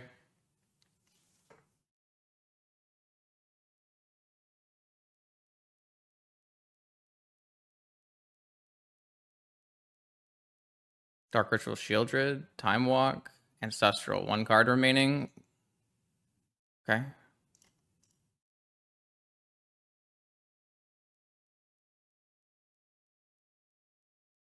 They can have Gush. Got there. Yeah, I think the only card there that beats me is Gush, but I'm pretty willing to go here. Frog Life. Okay, let's go look at that spot though. Let's go look at a couple of those spots.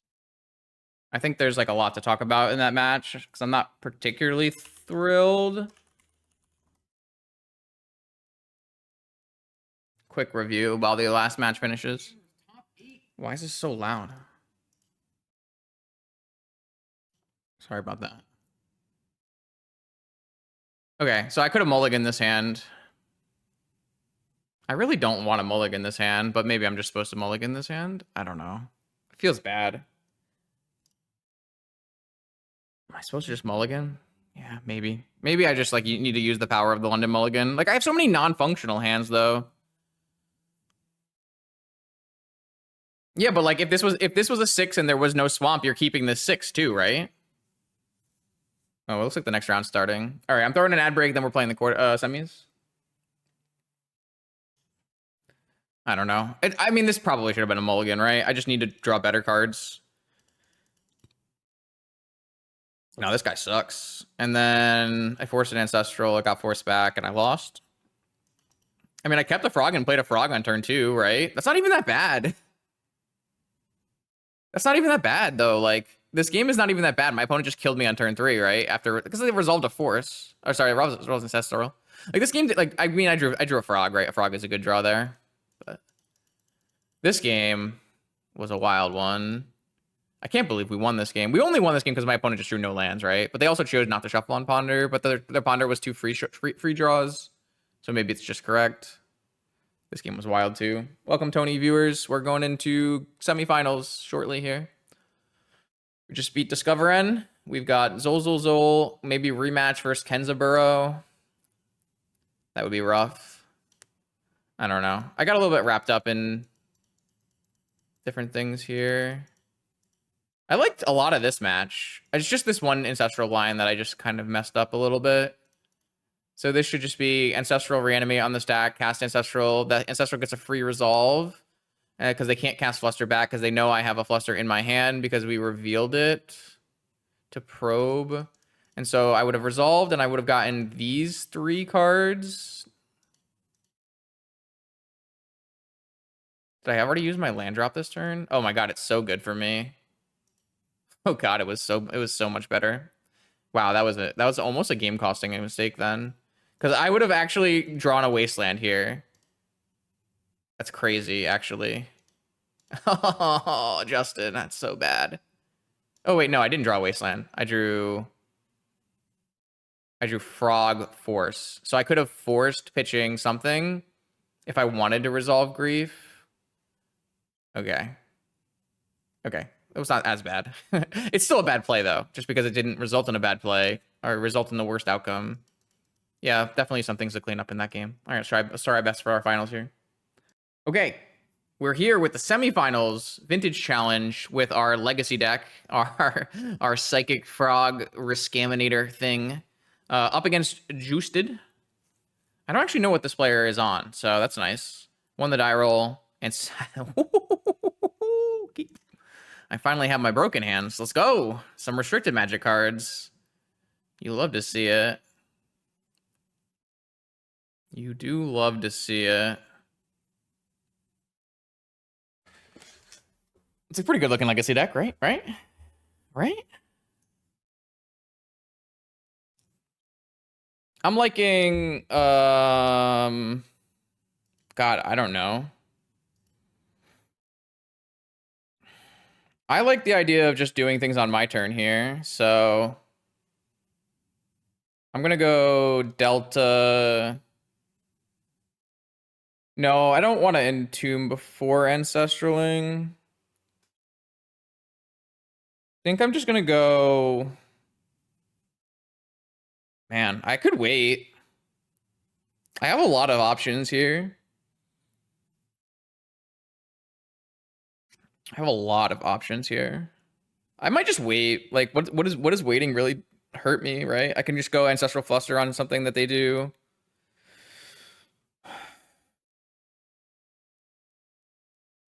Well, the big reason not to wait is if my things are resolving anyways, I can Entomb or play a Frog or reanimate on turn 1. The downside is if like they're on Bazaar or they have negation. There's a lot of problems.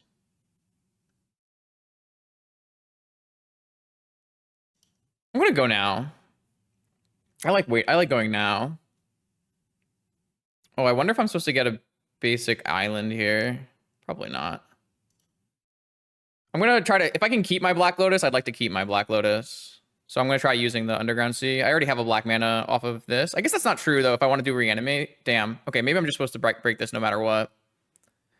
Force pitching force. Damn. Yeah, I guess I should have maybe just used the Black Lotus to start. I guess and then I would have had an extra black mana. Yeah, that was bad.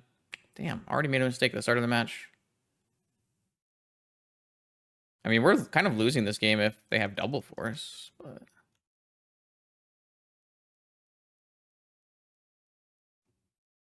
I mean, it's not wasting my Lotus mana. It's resolving my Ancestral Recall. I guess I can still play a Frog if I draw a Frog, though.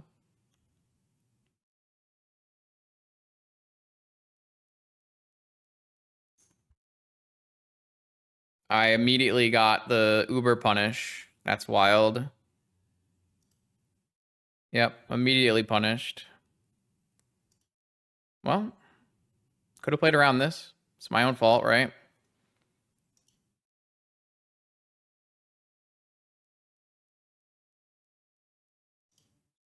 I don't...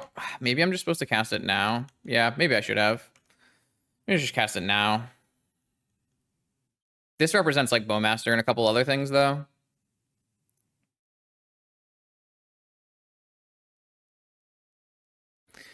Yeah, I was supposed to just play my Lotus, crack my Lotus, and Ancestral. Even though it's possibly losing me Lotus mana, it was giving me more options in terms of using my mana for turn. So it was just bad. I kind of got lured by the idea of maybe not having to use my Black Lotus. So I guess like if I resolve Ancestral and my opponent doesn't counter and I don't have to use my Fluster, then I have even more black mana. But, oh, they're on Grief Dredge. Okay.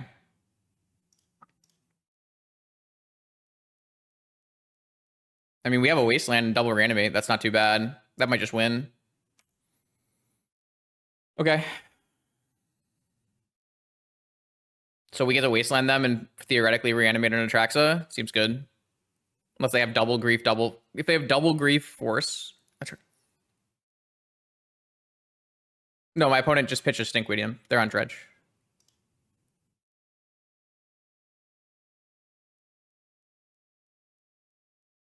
So they need to hit grief here. Or blue card force.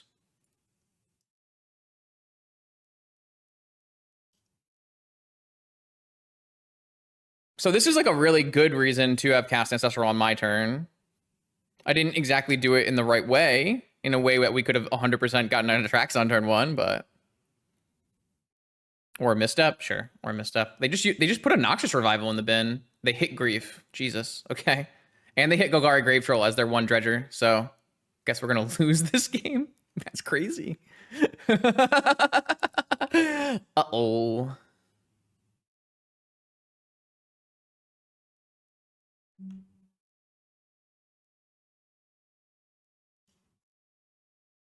Yeah, I was surprised when they put the Noxious in the bin, but then they played a Grief, so...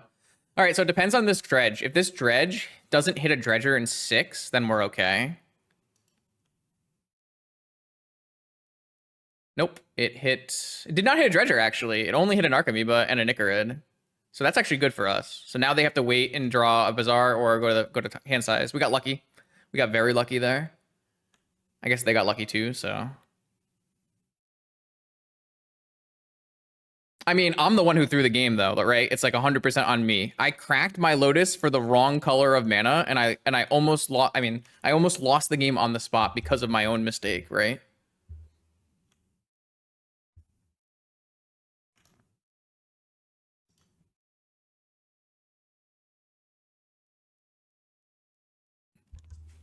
But like that's just on me for making a mistake. So hey, wait, this Narcomoeba is future sight, and my client didn't crash. Huh? Are we fixed, chat? They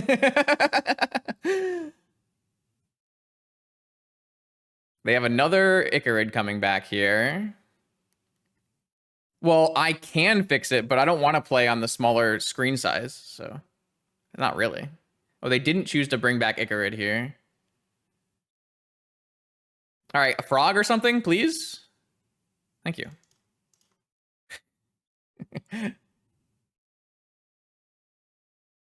We could have cracked the blue for the Ancestral. If we had cracked the blue for the Ancestral, then we would have had blue floating for the Fluster, and our land could have still gotten us a black mana, and we would have had it Entomb Reanimate.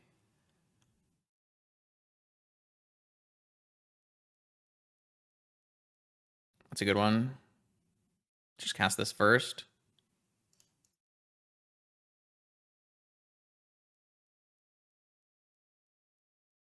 This deck seems great when you draw Frog. Agreed. Frog is so good.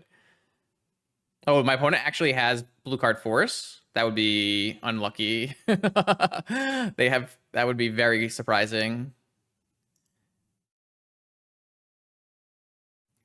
Oh, this thing flies, right? Okay, so I could just attack. This is the best Modern Horizons 3 card. For Vintage. I don't think it's close. I guess Sink into Stupor is kind of close, but it's Sink into Stupor is like good for very different reasons, right? Well, it's a rare, right? It's not going to spike in prices. Oh, but it is like probably the best one for Legacy as well. Agreed. Yeah. I don't know. Like it's tough because Sink into Stupor is just a very different kind of card.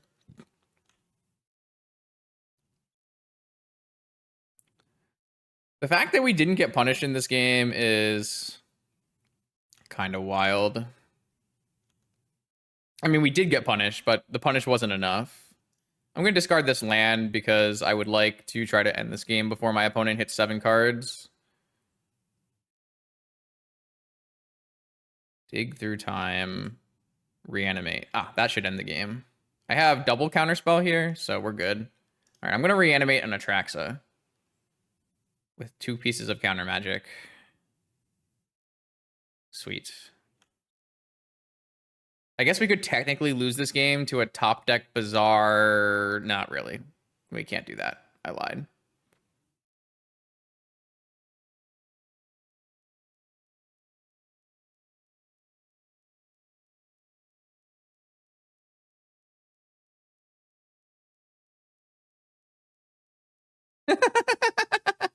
Okay. Refocus. Again, refocus. We just won game 1 against Dredge, even though we could have lost. The good news here is it gets better. 4 Leyline of the Void. Also Surgical Extraction. Also Tabernacle. Cards that are bad. Negation. Negation is terrible. Spell Pierce is pretty bad. Mental Misstep we probably need to keep in for Noxious Revival because of our stuff. Dress Down is pretty bad. Gataxian Probe is pretty bad. Something like this. I guess Grief is like not very good either, but are we cutting too many blue cards? 1, 2, 3, 4, 5, 8, 10, 14, 18.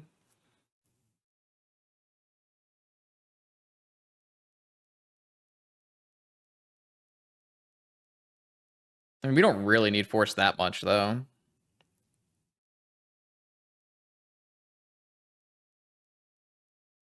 Maybe we keep Probe and put it 1 Grief away. I mean, we could also cut Island and Swamp, right?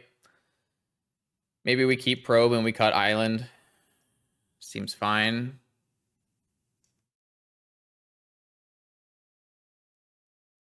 I mean, we don't even know if our opponent plays any bridges.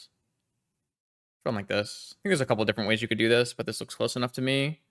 I really don't want to play Spell Pierce, to be perfectly honest. I think Flusterstorm's like a little bit better just because of Leyline, but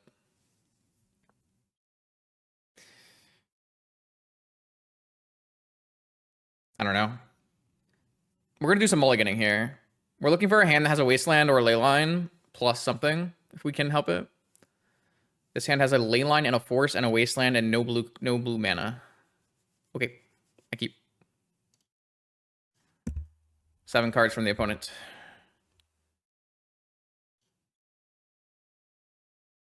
I don't really like Dress Down against Dredge. So the problem here is I have to consider forcing a hollow one, which is a little sad, but I don't really have answers to hollow one in my deck. So if my opponent plays a hollow one here, I have to force it. It's kind of a bad spot to be in, but could have cut Gush too. Card's really bad.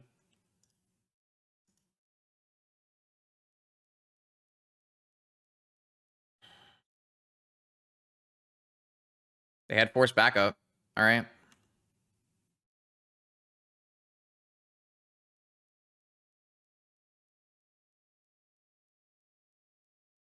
I can probably get away with a turn without wastelanding, right?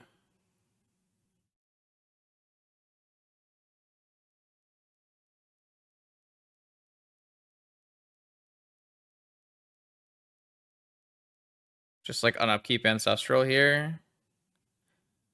I want to get basic island, man. I got the basic island, but I want to get basic island. Oh, I kind of want to get underground sea anyways. It's fine.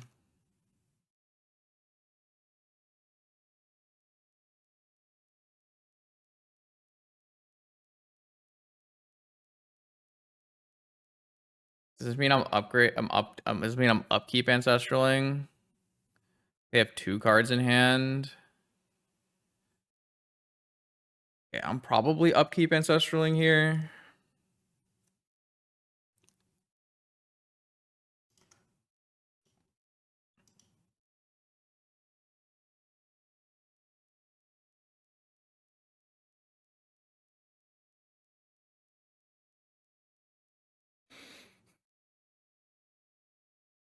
No, it's okay. If my opponent wants to go up to 4, down to 1, and only have mental misstep as the action, that's okay with me. I think letting them draw for...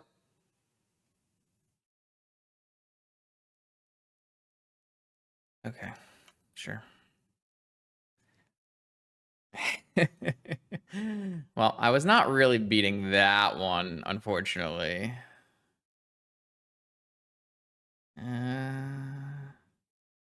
Might just be a big frog.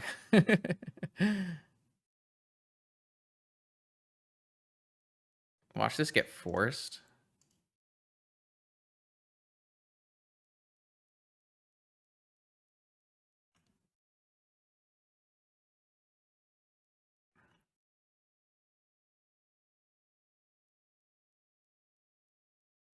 Weird game. Activations happening. I really can't beat a second hollow one, so I really hope they don't play a second hollow one. Are they going to leave back? No, they're going face place. I'm also going to go face place for at least a turn.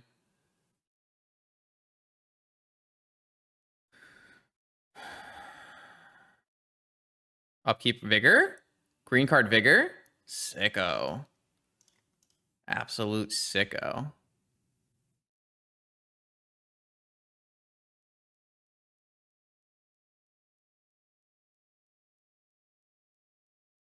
Entomb. Just need to reanimate now.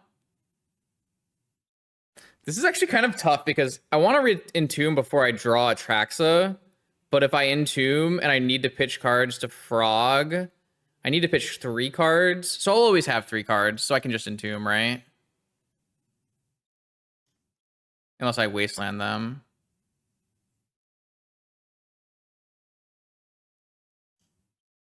Oh, I can discard Atraxa to Frog. Okay, maybe I shouldn't have entombed then. Shit. I forgot about that. It's okay. Troll. I mean, wastelanding them doesn't even help though. Also, I can't reanimate an Atraxa anyways because I'm going to be too low. 1, 2, 3. All right, I guess I have to hold all these cards in hand, right, for next turn where I'll have to start blocking. Oh, wasting doesn't do anything yet.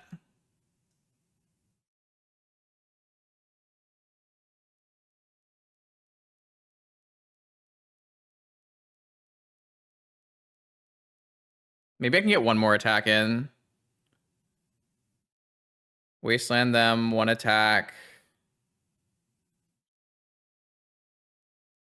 I go to 2, and as long as I don't never lose my ley line, we're fine. Because I just need to discard 3 cards to this to make it block. Well, I guess I'm just never going to be able to reanimate Atraxa. I should have just put Entomb on my Frog. It was super bad play. Super bad play. Yeah, that play was awful. Damn. Okay.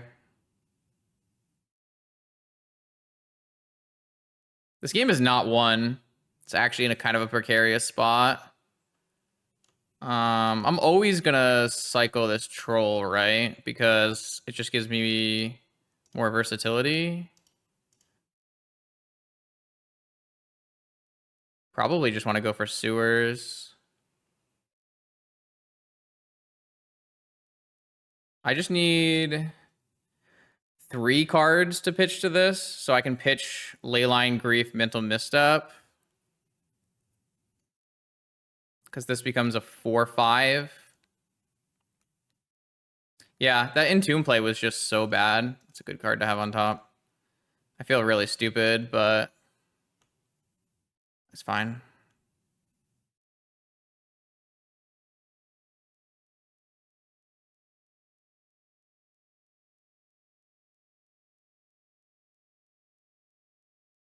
Wait, they're just...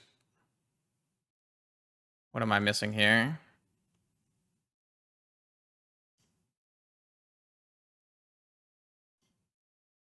Am I missing something here? Do they have, like, Sickening Shoal?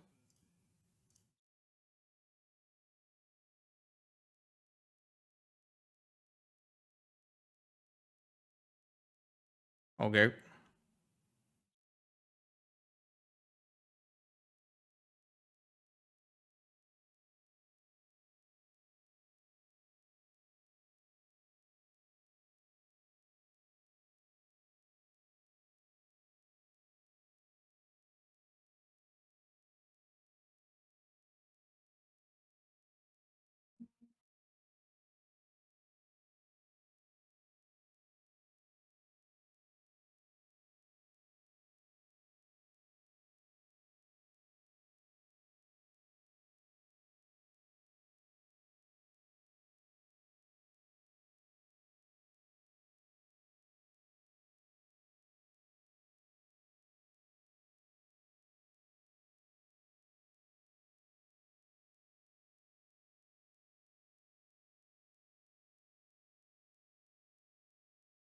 I can't surgical anything right now because there's a Leyline in play.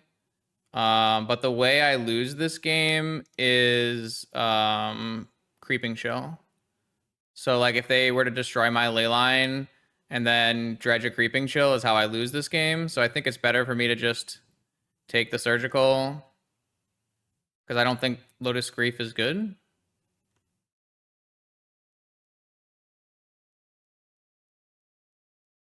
That's lethal, right? Yeah, I just discard my Grief. They take 5, and then next turn, and I Demonic Time Walk.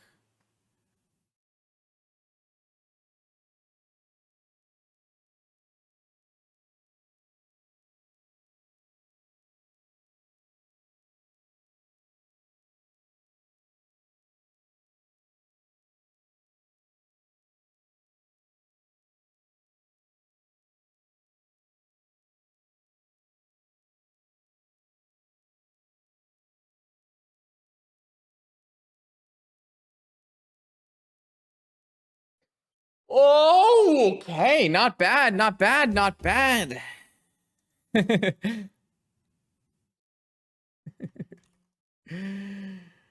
Ah, finals. I liked this game. These games, I feel like I played better than the quarterfinals, even though I made the mistake on the very first turn of the game with the Black Lotus, where I should have cracked my Black Lotus to start. Besides that, I felt like everything else that I did in these matches was much better than the quarters, so that's good. Playing around Force of Negation is not exactly achievable. I guess I theoretically could have pitch cast Grief or something. I don't think that matters. Okay, chat. Welcome to our finals match here. Rematch versus Kenzaburo on Bug. Kenzaburo was 8-0 in this tournament until we are going to vanquish him right now. Probably not. This matchup looks very, very challenging. We saw it in the Swiss. Uros, Deathrite Shamans, Life from the Loam Locks, Assassin's Trophies. It's gonna be very hard. We'll do our best. This hand doesn't do anything. Mulligan. Yeah, we're finals now. Guess we'll change the stream title. Okay, this is a force and a reanimate, and it doesn't do anything. I don't know, man. Like, is this really what we want to do? This hand doesn't... I mean, we can't really mulligan more than this. Just gonna mulligan this and drop this. I mean, it's gonna be 2 legacy decks in the finals here. This is like... the fairest of fair Loam Lock deck, and this is blue-black scam, so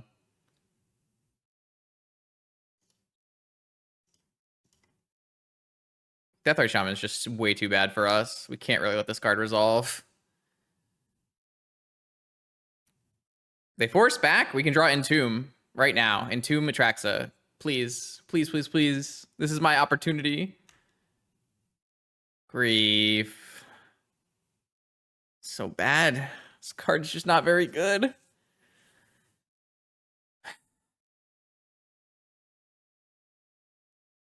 Can't really stop them. I can kind of stop them from playing an Oko, but not really. It's just a nightmare.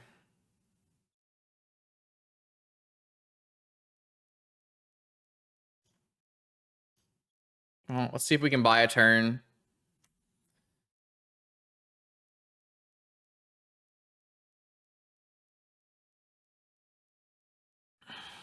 Our hand just wasn't very strong, unfortunately.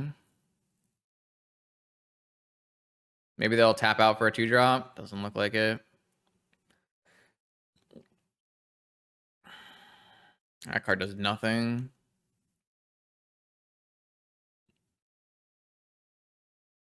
They just passed back? They didn't even want to eat? Okay. I mean, they do know what our deck is. We played them in the Swiss, so...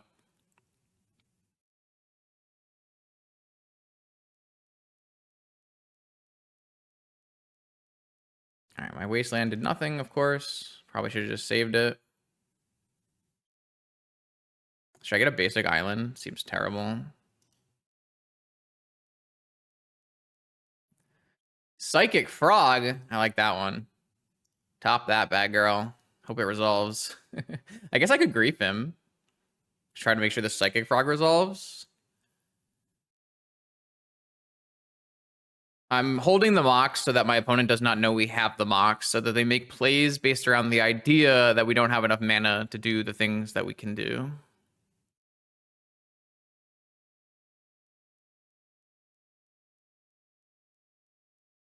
So I can never cast a Reanimate as long as my opponent holds up a green. So let's just go Grief, pitching Reanimate to make sure that our Frog resolves and resolve a Frog. That's, I feel like that's all we have left here. Cards in hand from the opponent. Survey says Force of Will, Force of Vigor, Strip Mine. Okay.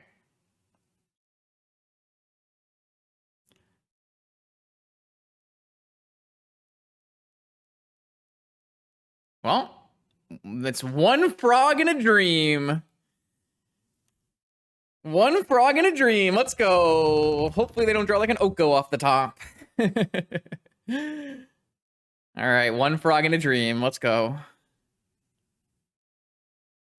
F3, F3, F3, F3. I'm gonna just... Oh, I can't eat it, huh? I mean, I could eat it, but it's really bad for me to eat it because then I can't jump.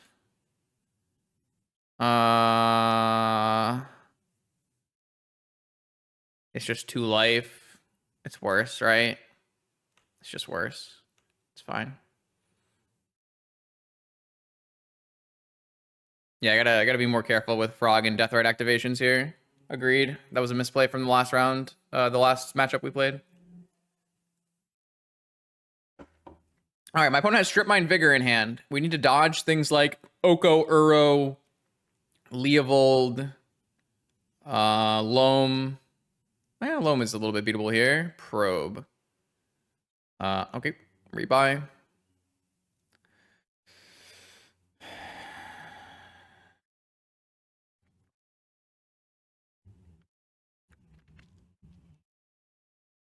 Opponent is probably on Frog, yeah.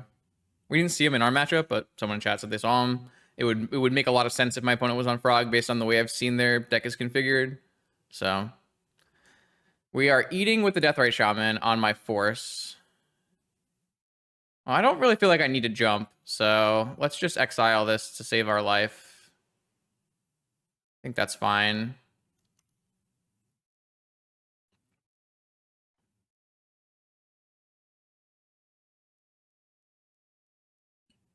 Like, I guess theoretically they could play a Tarmogoyf there off the top, but... Alright. Get in there, little frog. Now we have Force backup for a removal as well.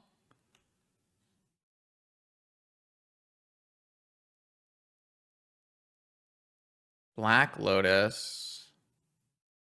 You don't want to play that into Vigor. Just gonna hold that one.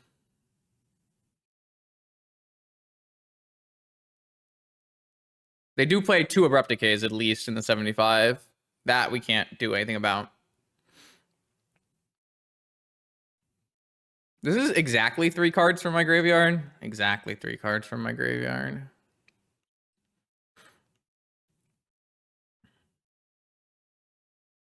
Swamp. All right, I am going to attack with my frog. I am going to see what you do.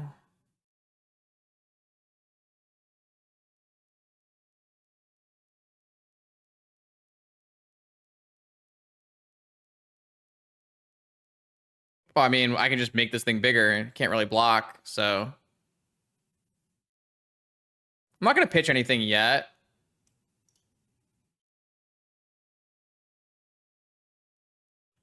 Just gonna hold this. Again, I could like play this Lotus to represent to maybe use for negation Force, but I don't really want him just going for a Vigor and hitting my Jet and my Lotus.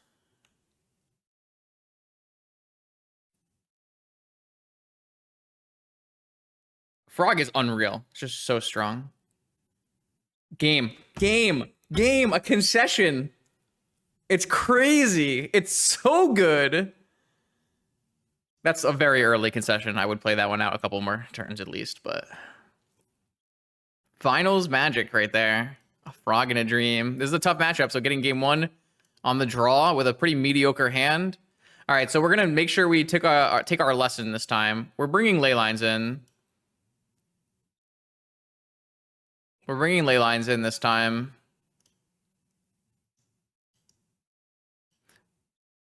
How do we reconcile that with our deck, though?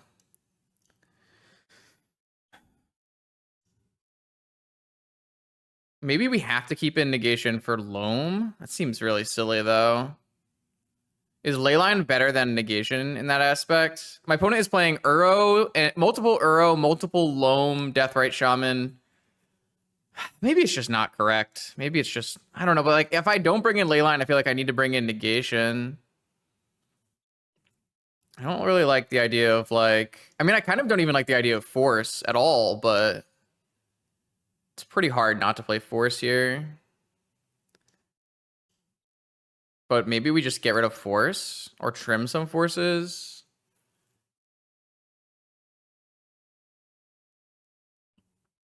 I'm pretty sure we're supposed to bring in ley lines. Maybe we trim like Entombs though.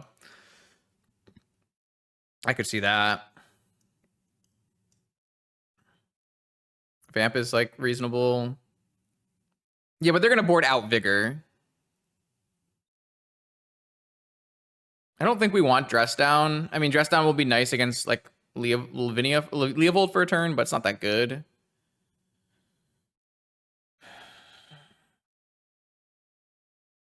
I think I'm gonna keep in the Flusterstorm.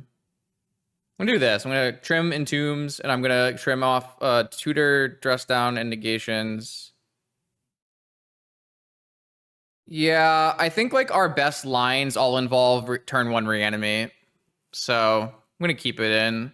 I don't want to play a long game with this opponent. I really don't want to play a long game with this opponent if I can help it. Well, I would like to put an Atraxa in play if I can, if it's possible.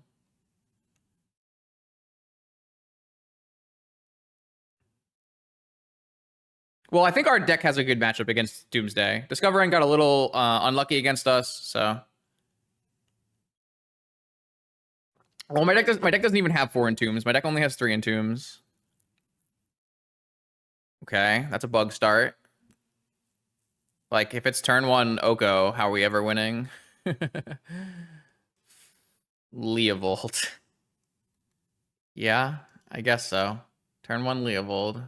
And a spell off of your green, or no, just black lotus. It's just a lotus petal. It's just a lotus petal. No big deal. Just all of our spells are bad against it. Oh, okay. How do I turn this on? I guess I can wasteland next turn. And if they wasteland me, it turns on. I could grief. My opponent would get 2 triggers.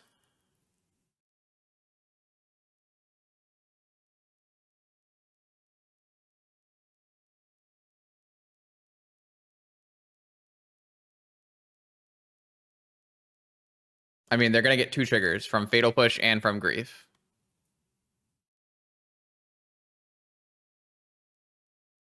But if they wasteland me, it's pretty good. But then I'm also exposing myself to Flusterstorms and stuff. It's kind of a tough spot. There's a lot of reasonable choices here. I kind of just like Underground Pass.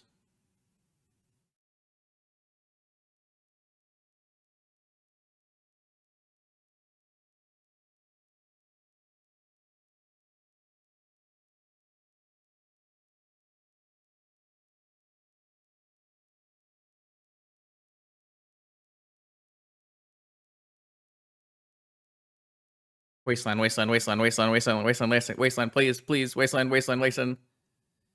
Deathray Shaman.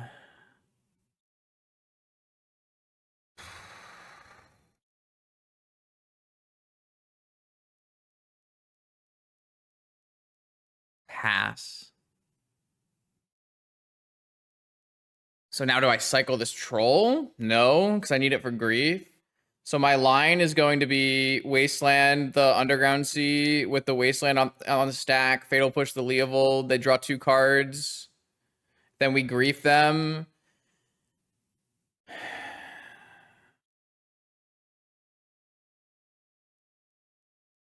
I mean, we still could go the grief route first, of course. If we grief them, they're still going to draw 2 cards.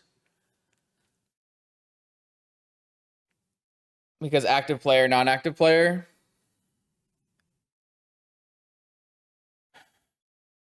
Fetch land's our best draw. Let's go! That has Flusterstorm back up to it as well.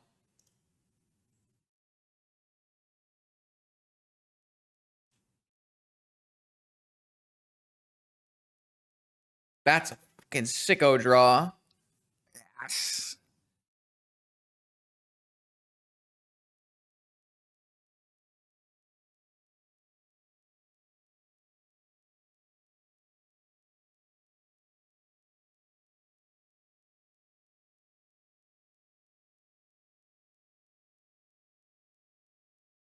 Should we reanimate Leovold? We don't have that right now, obviously, but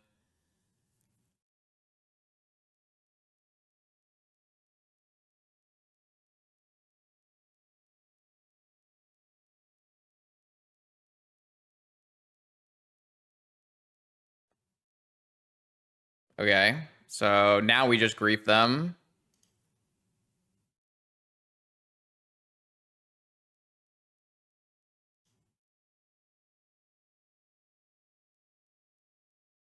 Days! Assassin's Trophy, waste.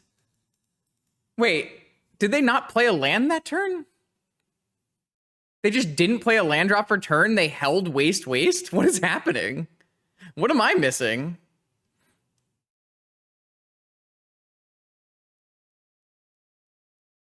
Is that a play around the Fatal Push in my hand line? Is that what that is? It plays around the Fatal Push. Oh, man. So do I just accept Assassin's Trophy in hand and resolve my Ancestral? That's true. They did have the days, so they could have gotten away with it and I would have been stumped. That's true. So that doesn't really make any sense either. They must have just forgotten to play a land then. Yeah, Wasteland into days would have just been game winning on the spot. They win the game. So, all right, I am going to take this days. I think I'd rather just resolve my Ancestral now than, and I have Flusterstorm for Assassin's Trophy later, right? So this is fine. They currently don't have Green Mana to eat out of the yard as well. Kind of wild. I just don't, they must have just missed it, right? Because there's really no compelling reason not to just Wasteland there. It's incredibly good, no matter what. If you didn't know and if you knew, it's both times it's incredibly good. Sweet. This hand slaps.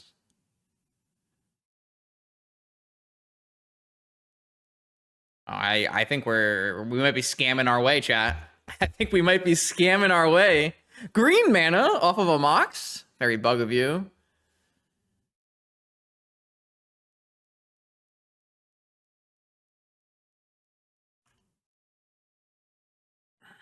I should have fetched basic island.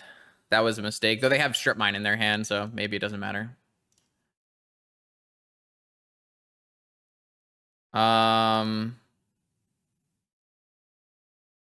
Just play a frog and use our force on the Assassin's Trophy. Because we're never gonna have Flusterstorm up, so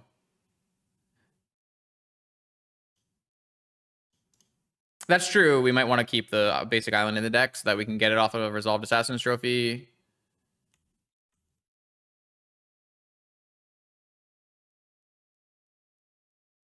Very true. Frog is nuts. That's what I've been trying to tell people. Frog is just great. Extremely powerful card. Wait, what is this doing? Playing around. What is this playing around? I don't really understand. Oh, they just want to eat cards out of my yard to keep me from doing card things. Oh, wait, I could have ate it again. Yeah, but I won't want to eat 3 cards because I can draw other stuff, right? I keep forgetting I can do this. But I have Delve spells in my deck to draw too.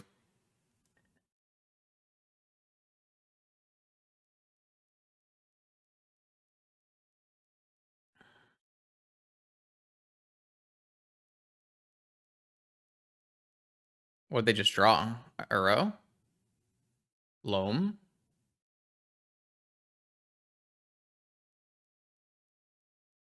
It's not like if I ate, they wouldn't have been able to use Assassin's Trophy that turn, so...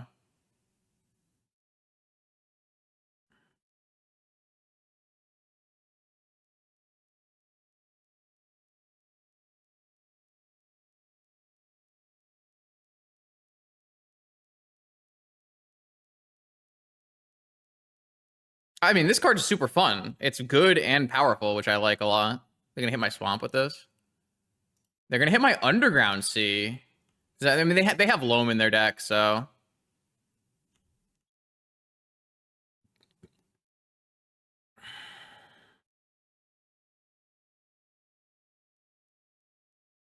Reanimate. I don't know how I can get a reanimate through. Because they'll always have green mana. Maybe I can like bait something with a wasteland here.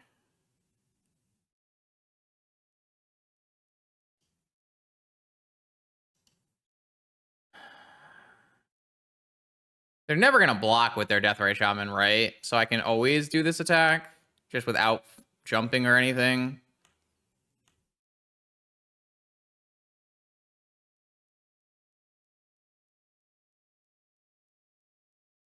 They ate a land? So they're going to cast another removal spell on Frog? Means we're resolving a reanimate on something.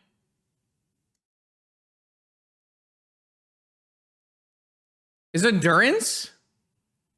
Holy shit.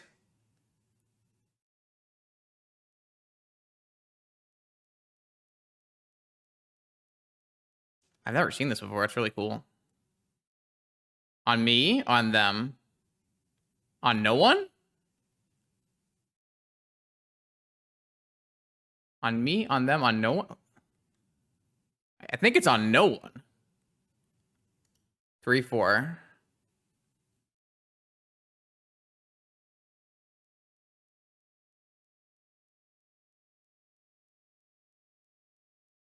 I mean, if they block, I just triple discard, right?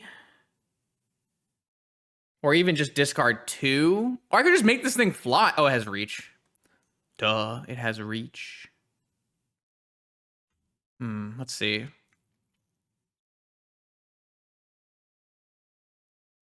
I'm gonna discard at least 2 and reanimate something. I don't think I'm allowed to discard 3 here. I feel like Leo is so much better. And the next turn I can still attack with Frog anyways. I gotta be careful about my life total though, but they're out of black sources. Might be fine.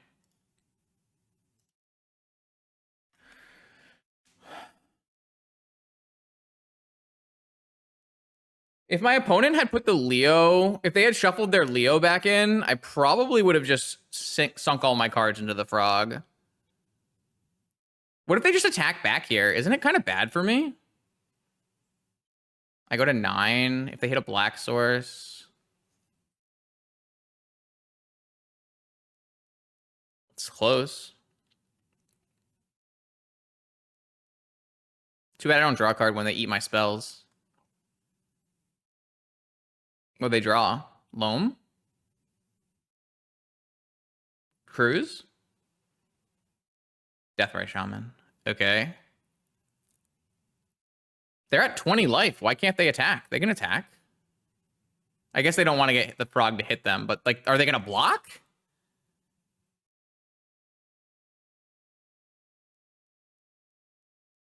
I'm gonna jump so that they don't block with a Deathray Shaman, right? I'm gonna hit the 3. I'm gonna hit lands from my yard.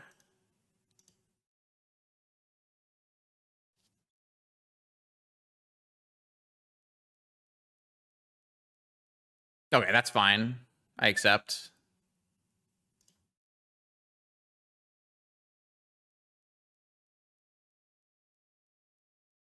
They have no cards in hand. Okay.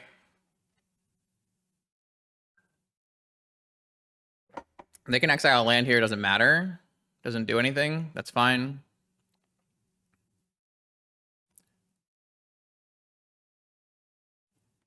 This is winning. This is winning.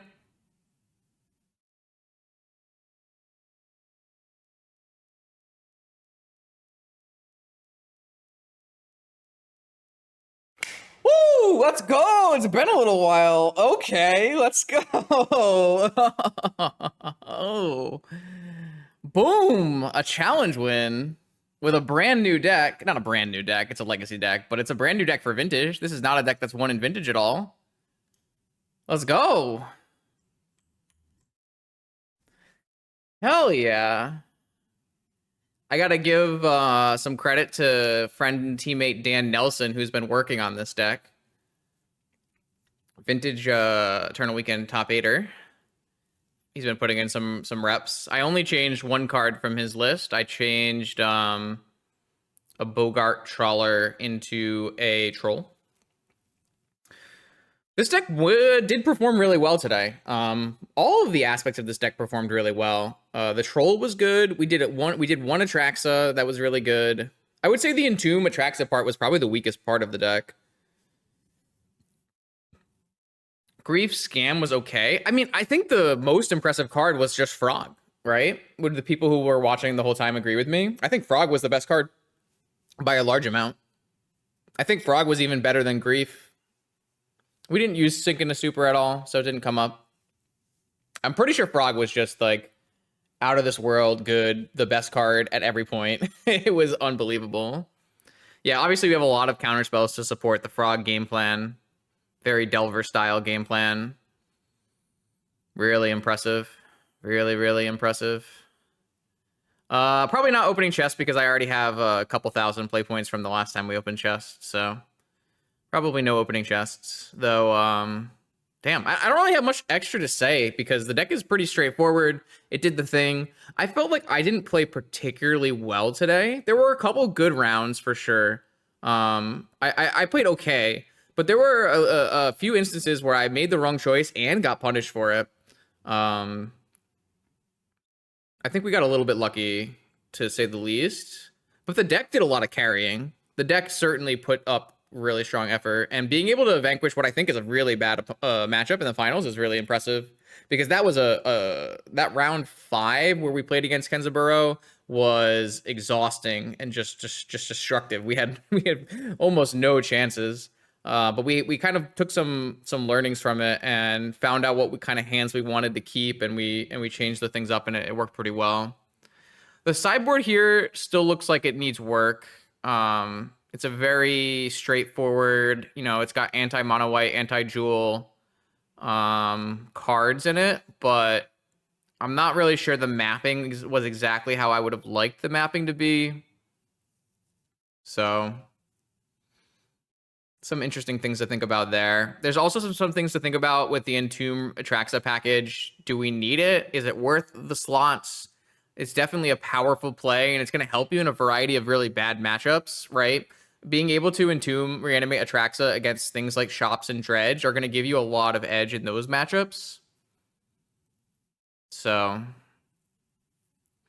yeah, I mean, Bowmaster is something. I would say it's not the end all be all, but it's definitely an annoying card against Frog. If there's more Bowmaster decks lying around, then maybe you need to play some Bowmasters of your own. I really would like to not play any Bowmasters in this list because I just don't think Bowmasters is a very good card in Vintage. But it's certainly a playable card. Though, yeah, I mean, not having a 4th waste is definitely something, but sometimes you just can't fit them all. It's not like we're playing Lorien Reveals. We are playing some Trolls, which are pretty similar, but it's a little hard to say there as well. Not sure if this Counterspell suite is correct exactly. Not 100% sure if one Dress Down is good enough. We didn't play against like Urza Saga decks, right? We didn't play against Luris decks. We didn't play against Urza Saga decks. I mean, we played against some Urza Saga decks, but they were Workshop decks.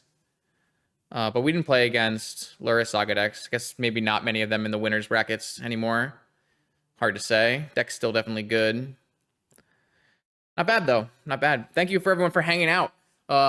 If you are new to this channel, my name is Justin. I'm Max Level 1. I stream Vintage Magic the Gathering. Always a stream on Wednesday night after work, 7 p.m. Eastern, and then a stream on either Friday evening Vintage Challenge or Saturday afternoon Vintage Challenge. Those are usually 6 p.m. Eastern or 1 p.m. Eastern.